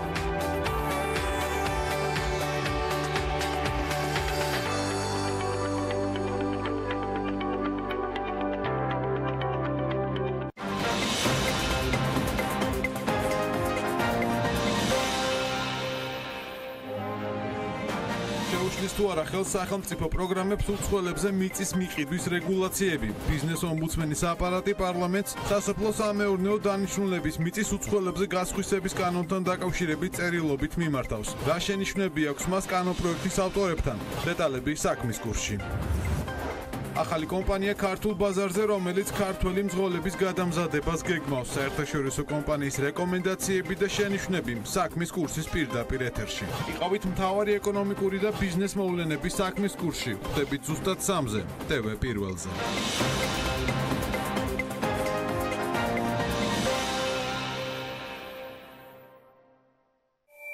TV პირველი თანამგზავრზე. სატელიტური მაუწყებლობის ყველაზე თანამედროვე DVB-S2 სტანდარტის MPEG-4 ფორმატში. თანამგზავრი Azerspay 1, აღმოსავლეთის 46 გრადუსი, სიხშირე 11094 MHz, პოლარიზაცია ჰორიზონტალური, სიმბოლური სიჩქარე 30000 კილობიტი წამში. შესწორების კოდი 566. TV პირველი, საქართველოში და მსოფლიოში.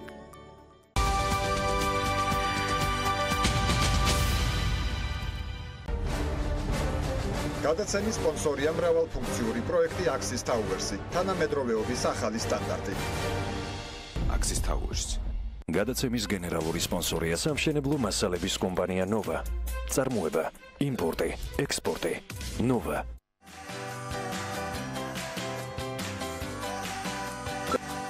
გადაცემის სპონსორია ხალიქ ბანკი. გაზახური ხალიქ ჯგუფის წევრი.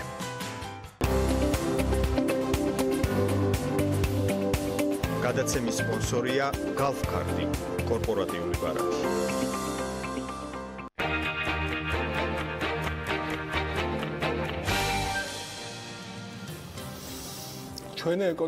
ჩვენ ხელისუფლებამ გამისწრა, ეინამ გამისწრა.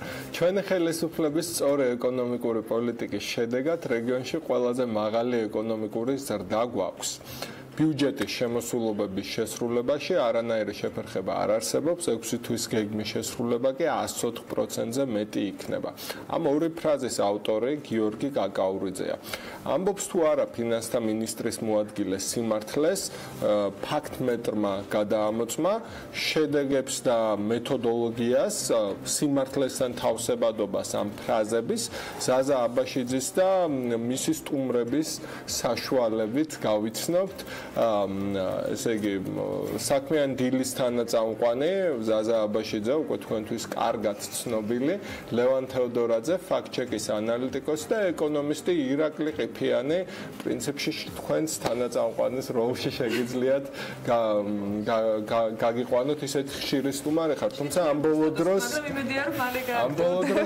გაიშვიათეთ, მაგრამ რუჯზე გეწყობათ რატო გაიშვიათეთ? რაც უნდა აღვნიშნოს ანამ ჩვენ სტუმრებთან საუბარზე გადავდა ზაზას დაუთმო პეტერს, რომ ფინანსთა სამინისტროს ჩვენ 2 კვირის განმავლობაში ველოდებოდით, რომ მათი მხრიდან იქნებოდა ჩართულობა ამ დისკუსიაში, თუმცა სამწუხაროდ ეს ვერ მოხერხდა მიზეზთა გამო და სწორედ ამიტომ გთავაზობთ მათ მოსაზრებას, ვინც დღეს ჩვენთან ერთად არიან სტუდიაში და მოგესალმებით ზაზა გითმო პეტერს. მოგესალმებით მე, პრინციპში შეგვიძლია პირდაპირ პირველ ნაწილზე გადავიდეთ კაკაურიძის მიერ ნათქვამი, ანუ გულისხმობს საქართველოს ეკონომიკური ზრდას და მის შედარებას რეგიონის ქვეყნებთან. ლევან, შენ თავად იყავი ამ სტატიის ავტორი და მოიძიე ინფორმაცია, თუ შეგიძლია გითხრა ერთის მხრივ საქართველოს მართლა აქ შარშანელთან შედარებით მატება ამ ნაწილში, თუმცა როგორც აღმოჩნდა, ეს საკმარისი არ აღმოჩნდა იმისთვის, რომ კაკაურიძის სიტყვები სიმართლედ შეგეფასებინათ და მას მეტწილად ცარი დაუწერეთ. რა გახდა ამის მიზეზი, რომ შეადარო ზოგადად რეგიონში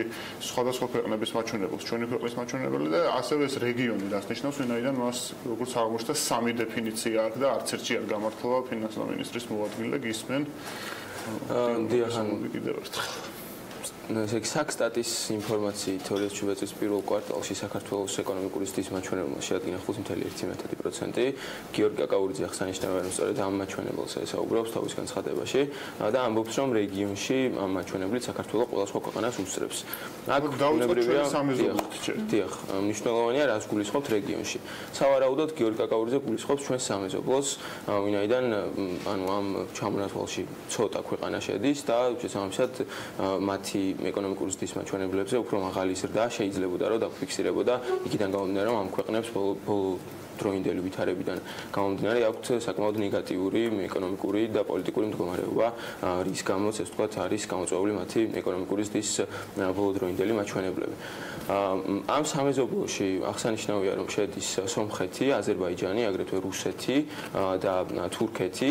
ამ 4 ქვეყნიდან სომხეთს აქვს ჩვენზე მაღალი ეკონომიკური ზრდა 2017 წლის პირველ კვარტალში, ეს არის 6.5%-იანი ეკონომიკური ზრდა და აქვე აღსანიშნავია, რომ ესე ვთქვათ რეგიონის რა დეფინიციაც არ უნდა შემოვიღოთ, იქნება ეს საერთაშორისო სავალუტო ფონდის დეფინიცია, რომელიც არასწორად, თუმცა მაინც ესეთ ანუ წევრ ქვეყნებში განგვიხილავს, იქნება ეს მსოფლიო ბანკის დეფინიცია, რომელიც 24 ქვეყანა შედის და ჩვენთვის ყველაზე მისაღები დეფინიცია ეს არის.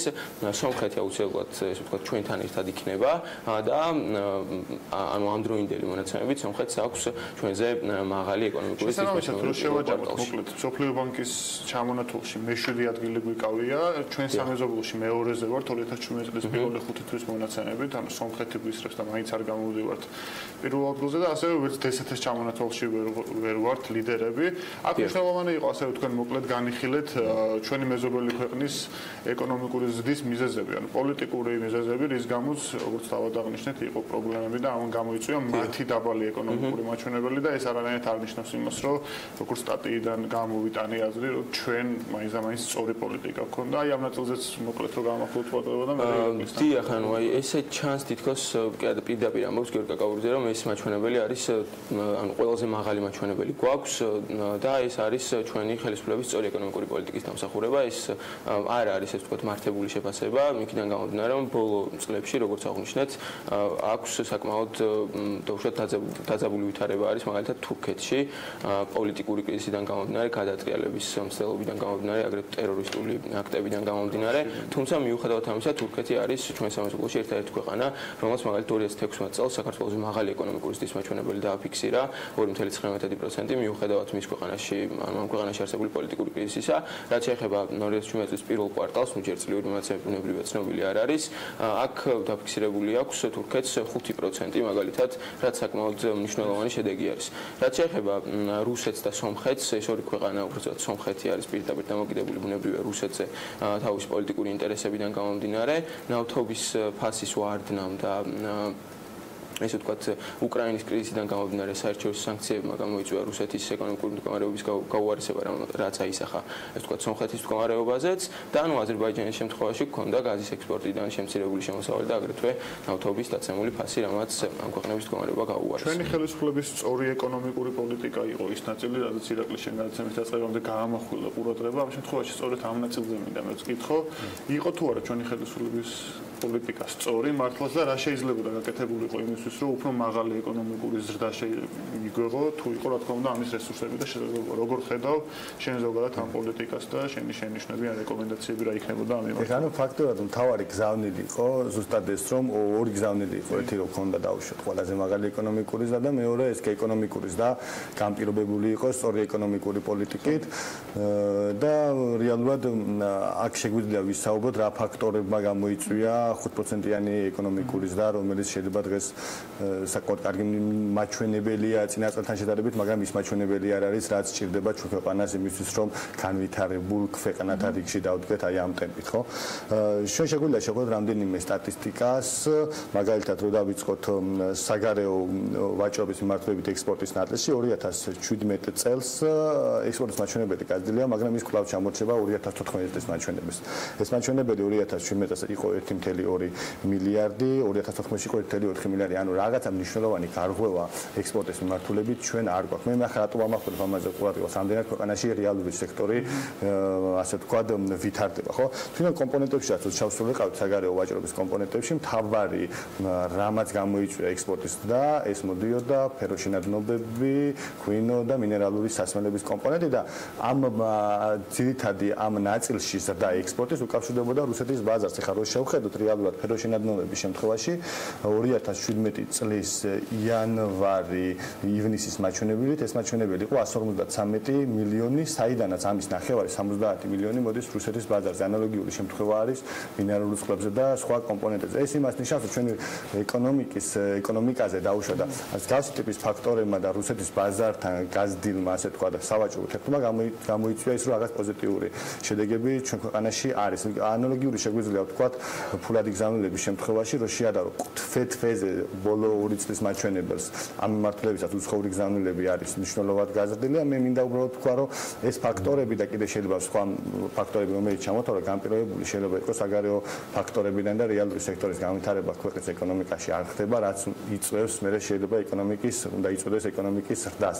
გამომდინარე აქედან იმის ილუზიის შექმნა, რომ სწორი ეკონომიკური პოლიტიკა არის იმის შედეგი, რომ გვაქვს 5%-იანი ეკონომიკური ზრდა, ჩემი აზრით არის გადაჭარბებული შეფასება და გაცილებით უნდა ვეძებოთ არგუმენტები იმ რეგიონულ პოლიტიკაში, გაზრდილ ვაჭრობებში, რაც ფიქსირდება. ხა მეორე ძალიან სადისკوارი რამდენად ჩვენი ქვეყნის ეკონომიკური პოლიტიკური ვექტორები უნდა უკავშირდებოდეს მაქსიმალურად რუსეთის ბაზარს, რა თქმა უნდა, კარგია რომ იზრდება ვაჭრობა რუსეთის ბაზარზე, მაგრამ ეს არის პოლიტიკური ბაზარი და სტაბილურობისთვის აუცილებელი არის ის ხელშეკრულებები ჩვენ რაც გავაფორმეთ ჩინეთთან, ევროკავშირთან ისი რეალურად რო ვთქვათ გამოყენება ჯერ ჩვენი ქვეყანა ვერ ახდენს იყოს მაქსიმალურად ათვისებული, იმიტომ რომ ჩვენ გვჭირდება სტაბილური ეკონომიკური ზრდა გქონდეს, ხო ახლა მე არ მიყვარს თვეებით манипуляция, რომ შევადავთ, მაგრამ აპრილის თვეზე უბრალოდ რო ვთქვათ 1%-იანი ეკონომიკური ზრდა გვაქვს, ეხლა გვაქვს 5%-იანი ეკონომიკური ზრდა, მოხდება რამე საგარეო შოკი, რამე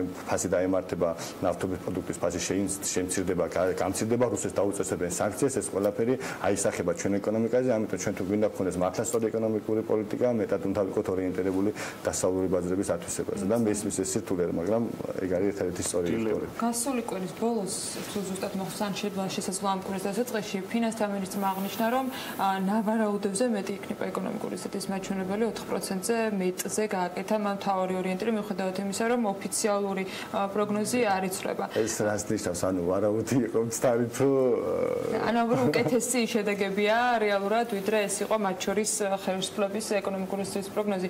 აი ამის საფუძვლიანობას მათ შორის ის ანალიზი, რომელიც ახლა თქვენ სხვა განცხადებასთან დაკავშირებით გააკეთეთ, რამდენად იძლევა?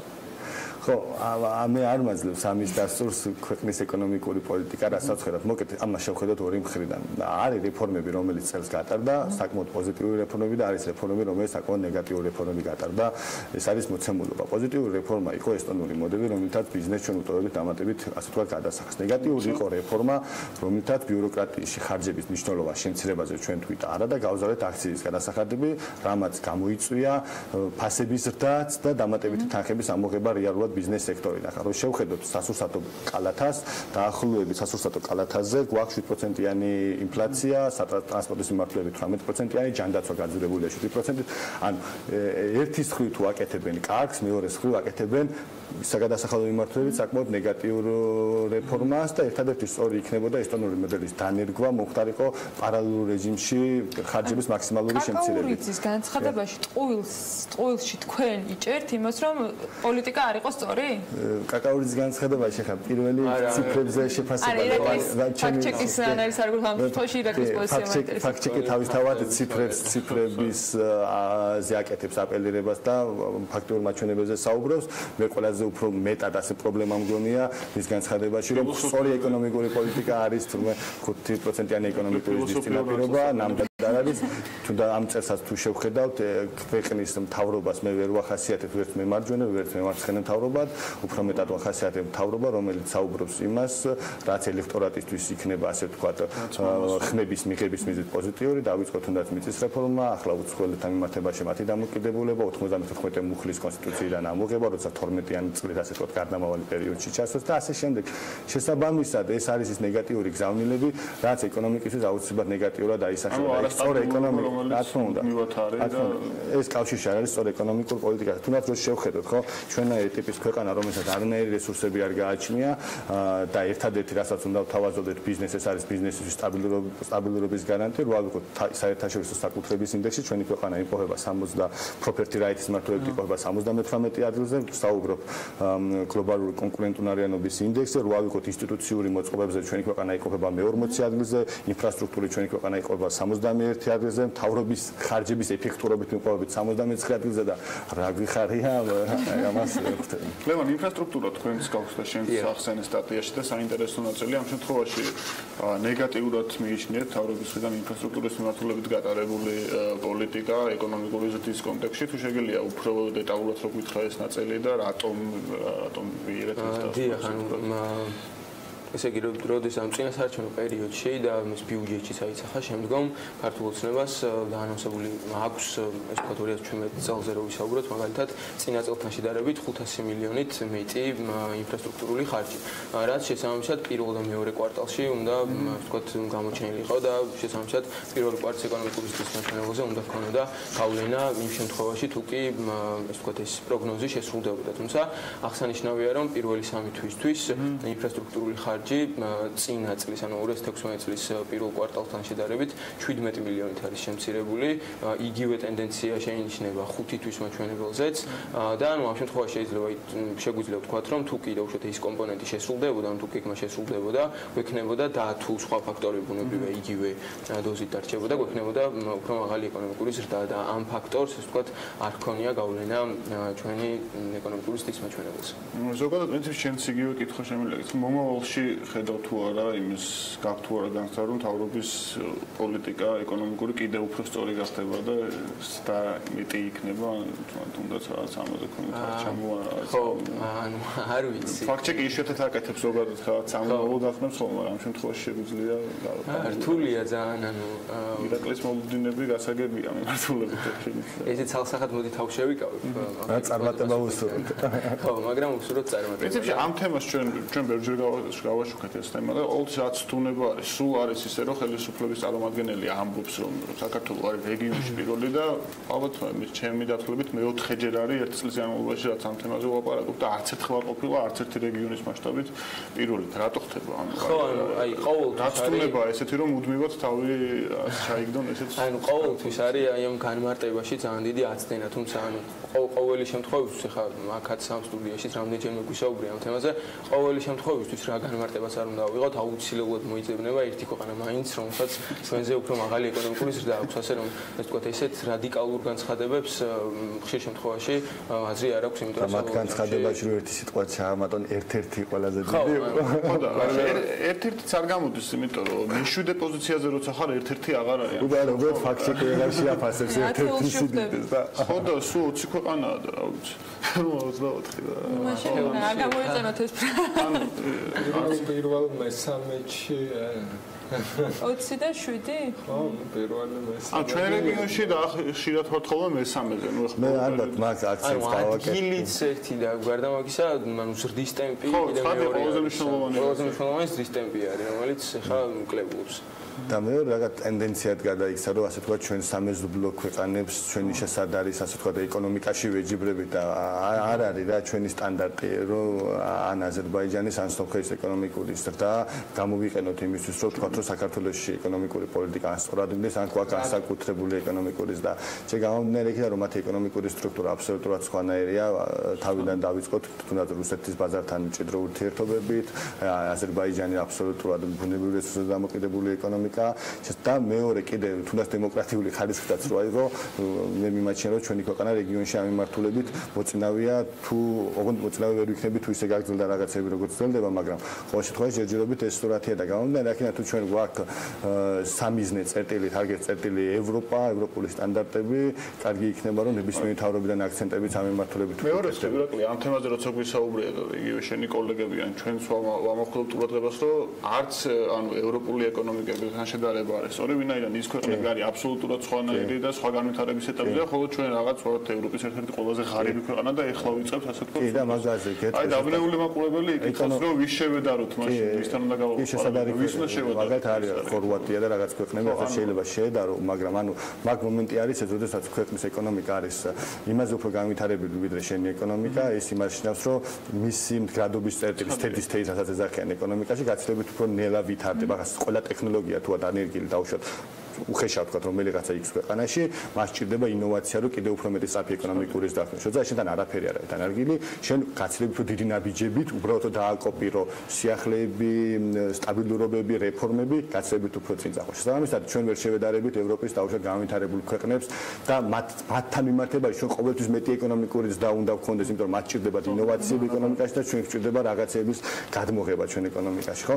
უბრალოდ შესაძლებელი ქვეყნები უნდა აიღო რაღაცა კრიტერიუმები, რომელიც უნდა ხდებოდეს ლევანი ვისაუბრა სოფლიო ბანკის იმ ჯგუფში, რომელიც ჯგუფში ჩვენ ვართ, მაგრამ აქ ამ მსგავს წინადადებებში, რაც ისმის ხოლმე ხელისუფლებიდან, რომ ჩვენი ქვეყნის სწორი ეკონომიკური პოლიტიკა და თა რეგიონთან შედარება, ეს მაინც მიმაჩნია პოლიტიკური შეფასება სახელმწიფო მოხელეების მხრიდან რაღაც ქვეყნის ეკონომიკური პროცესის და მე აქ ვხედავ რეალურ პრობლემას, თუ სახელმწიფო მოხელეები მაინც გაუსწორებენ თვალს იმ რეალობას და ვაღიარებთ იმ ხარვეზებს, რა ხარვეზების ეკონომიკაში არის, გინდა სასამართლო რეფორმით, გინდა ბიზნეს სტაბილურობით, ასე შემდეგ, გაცილებით უფრო კარგი იქნება ქვეყნის ეკონომიკის სასამართლოს მიმართულებითაც რო დავიწყოთ, თუნდაც საერთაშორისო სავაჭრო პალატის ბოლოდროინდელი განცხადებები მეტყველებს იმას, რომ ქვეყანაში ბიზნეს კლიმატი არ თუ ისე მომხიბლავი აღარ გამოჩნდება. ინდექსი ჩაშლოთ რომ ნახოთ, იქაც ეს პრობლემა არის, რომ სასამართლოს ერთ-ერთი ყველაზე დაბალი მაჩვენებელი.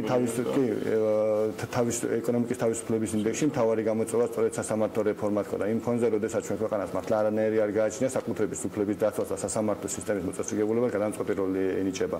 რა არ მაინტერესებს მე ის ნაწილი, ახლა ყველაზე ნაკლებად რამდენად ის кейსები თუნდაც რაც ჩამოთვლილი იყო საერთაშორისო სავაჭრო პალატის მიერ არის თუ არა სწორი, არის თუ არა მართალი, ამით ინვესტორი პრინციპში არ ინტერესდება, უბრალოდ ეს გზავნილები, რომლებიც საელჩოებამდე მიდის, ინვესტორებამდე მიდის, უკვე საკმარისია, რომ ქვეყნის რეპუტაცია იყოს აბსოლუტურად დაზარალებული.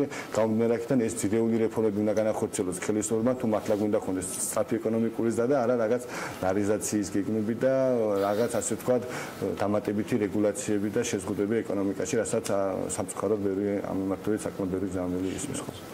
და საბოლოო ვერდიქტი მინდა რომ მაყურებელს კაფიოთ კონდეს ამ ორ განცხადებასთან დაკავშირებით, ანუ საბოლოო ვერდიქტი არის მეტწილად ვსტარი პირველი განცხადებისთვის, მეორე განცხადებისთვის, რომელიც ჯერ არ განვიხილავს, ეგ არის სიმართლე და მე ძალიან მოკლედ ეგეც ვთქვათ. ანუ ამ შემთხვევაში მეტწილად ვსტარი არის, იმიტომ რომ პირველ ნაწილში ყველაზე მაღალი ეკონომიკური ზრდა ნამდვილად არ გვიფიქსირდება და სწორი ეკონომიკური პოლიტიკა, ну ამ შემთხვევაში გარკვეული მაჩვენებლები, ეს ტურისტთა რაოდენობის მატება, აგრეთვე საქონლის ექსპორტი, აქ არის რაღაც ფულად გზავნილების გაზრდილი მაჩვენებლები, ამ ნაწილში შეიძლება რომ გარკვეული სიმართლე დავაფიქსიროთ. მოკლედ რომ მეორე ნაწილზეც გადავიდეთ ამ შემთხვევაში. გიორგი აკაურიძის განცხადება იქ მართალი აღმოჩნდა, გულისხმობ შემოსულობებს ბიუჯეტის და 100%-იანი შესრულება აქვს. თავარი მაჩვენებლები რო გამოყო და თავარი ასე ვთქვათ, მიმართულებები და რატომ გამართლა ასევე ამ შემთხვევაში. კი ბატონო, ამ განცხადებაში რამდენიმე მიმართულებაზე არის საუბარი. პირველ კვარტალში ძირითადად აქცენტს გიორგი კაკაურიძე აკეთებს საგადასახადო შემოსავლების მუხლის და ზოგადად შემოსულობების შესრულებაზე სახელმწიფოდან აირთ ბიუჯეტებში და ანუ აქ ყველა კომპონენტი ნამდვილად გააჭარბებით არის შესრულებული ყველაზე მეტად აღსანიშნავი არის პრივატიზების მუხლი ხო ეს არის ძალიან კარგი და საინტერესო ტენდენცია პირველ კვარტალში პრივატიზების მუხლი გეგმასთან შედარებით ანუ ფაქტობრივი მაჩვენებელი არის ორჯერ მეტი 37 მილიონამდე 36.6 მილიონი და უკვე მეორე კვარტალში არის 39%-ით უფრო მეტით შესრულებული ანუ 39%-იანი გადაჭარბება გვაქვს რაც შეეხება ჯამურ შემოსულობებს ამ შემთხვევაში 120%-ზე მეტი არ არის ეს გამოდის ეს ვთქვათ 101.19 ანუ 102% დაახლოებით თუმცა ანუ ეს სახელმწიფო ბიუჯეტის მიხედვით დათვლილი მონაცემი არის ნაერთი ბიუჯეტის ეს ვთქვათ შესრულების სტატისტიკური მაჩვენებლები ჯერჯერობით ანუ საგადასახადო შემოსავლების გარდა სრულყოფილად არ გვაქვს და ამდენად ესე ცალსახად ამ კრიტერიუმში ვთქვათ არ გამოვიდავთ მინისტრის მოადგილეს და ხარჯვის ნაწილია საინტერესო და უფრო ხო ეს ამ ნაწილი ხო ხარჯვის ნაწილში იყო ის რომ ვთქვათ თლიანად გეგმა ვერ სრულდებოდა რაც განცხადებაში იყო აღნიშნული 90%-ზე მეტი იქნებაო ამ შემთხვევაში ადმინისტრაციული ხარჯების ნაწილი არის საინტერესო როცა ანუ რეალურად სახეზე გვაქვს ანუ უფრო ნაკლები ხარჯი ვიდრე მთავრობას დაგეგმილი ჰქონდა 92.7% არის ხარჯების მაჩვენებელი და ჯამურად გადასახდელები არის 95.1% დაახლოებით ის მაჩვენებელი რასაც გიორგი კაკაურიძე ამ განცხადებაში აღნიშნავს ამიტომ არის ეს განცხადება შესაბამისად ამ ნაწილში რაღაც პოზიტიური ტენდენციები იკვეთება პრივატიზაციის თუნდაც ადმინისტრაციული ხარჯების ნაწილში ნამდვილად პოზიტიური ტენდენციები იკვეთება და ეს ძალიან სასიამოვნო და მისასალმებელია ანუ მგონი გამოდის რომ ერთში თუ ცდარი არის და მეორეში მართალი და ნახევრად მართალია ეს ნახევრად მართალი შეგვიძლია ორივე სტატიის ანუ ეგ ერთმანეთს ისე აბალანსებს რომ შეეძლო არაფერი არ ეთქვა და იგივე დამოკიდებული და ანუ ის მაგინა ყובה გაისარჯა რამე ერთიც უნდა დაამატოს და გაისარჯა არა ანუ ეს მეორე შემთხვევა ისეთი მაჩვენებლები არის რომ ფინანსთა მინისტრის მოადგილეს თქო უნდა პირდაპირ ანუ ეს არის 5 თვის მაჩვენებლებზე საუბარი აქ და ეს ცოტა უფრო ზოგად შეფასებებში მეტწილად მცდარი იყო და რასაც ის თქო ყოველდღიურად ეხება და თვითონ უშუალოდ ითვლის ალბათ გარკვეულ სიტუაციებში იმ შემთხვევაში იყო აბსოლუტურად მართალი მაგათ ფინანსთა მინისტრის მოადგილე საკარგი სტუმარი იქნებოდა დღევანდელ ეთერში ვინც შედეგებით შეიძლება და შეცვლილიყო მაგრამ ნებისმიერ შემთხვევაში მადლობა თქვენ იმისთვის რომ საინტერესო დისკუსია შემოგთავაზეთ გადაცემის მიწურულს სანამ მაყურებელს დავამშვიდობები პრემიერ-მინისტრის მთავრობის ხმაზე გაკეთებული განცხადებებიდან ერთ-ერთთან დაკავშირებით მინდა ძალიან მოკლედ ინფორმაცია მივაწოდო კვირიკაშვილი ამბობს რომ ისრაელში ვიზიტის შეფასებისას მიღწეულია შეთანხმებით რომ ოქტომბერში საქართველოში ისრაელ-საქართველოს ეკონომიკური თანამშრომლობის მთავრობათა შორისი კომისიის ხდომა გაიმართება ეს არის სიახლე დღევანდელი მთავრობის ხდომისას სხვა დანარჩენთან დაკავშირებით ჯერჯერობით რაიმე სიახლის შემოთავაზება არ შემიძლია მაგრამ თუ მინისტრები ჟურნალისტებთან გამოჩნდებიან და კითხვებს უპასუხებენ რომელიც მათი მისამართთან მათი უწყებების მისამართი დაგროვდა კიდევ ბევრ საინტერესო ამბავს შემოგთავაზებთ საქმის კურსის ეთერში 15 საათზე ამას კი ბექაპაციკაძესთან ერთად უნდა დაალოდოთ ზუსტად 15 საათზე ვიქნებით პირდაპირ ეთერში და თქმა უნდა საღამოს შემაჯამებელი საქმის კურსის ეთერში ჩვენ კი საქმიანი დილით ხოლმე ზუსტად 8 საათს დაგიბრუნდებით და პირველზე იქამდე ქალების ნარატივი არ გამოტოვოთ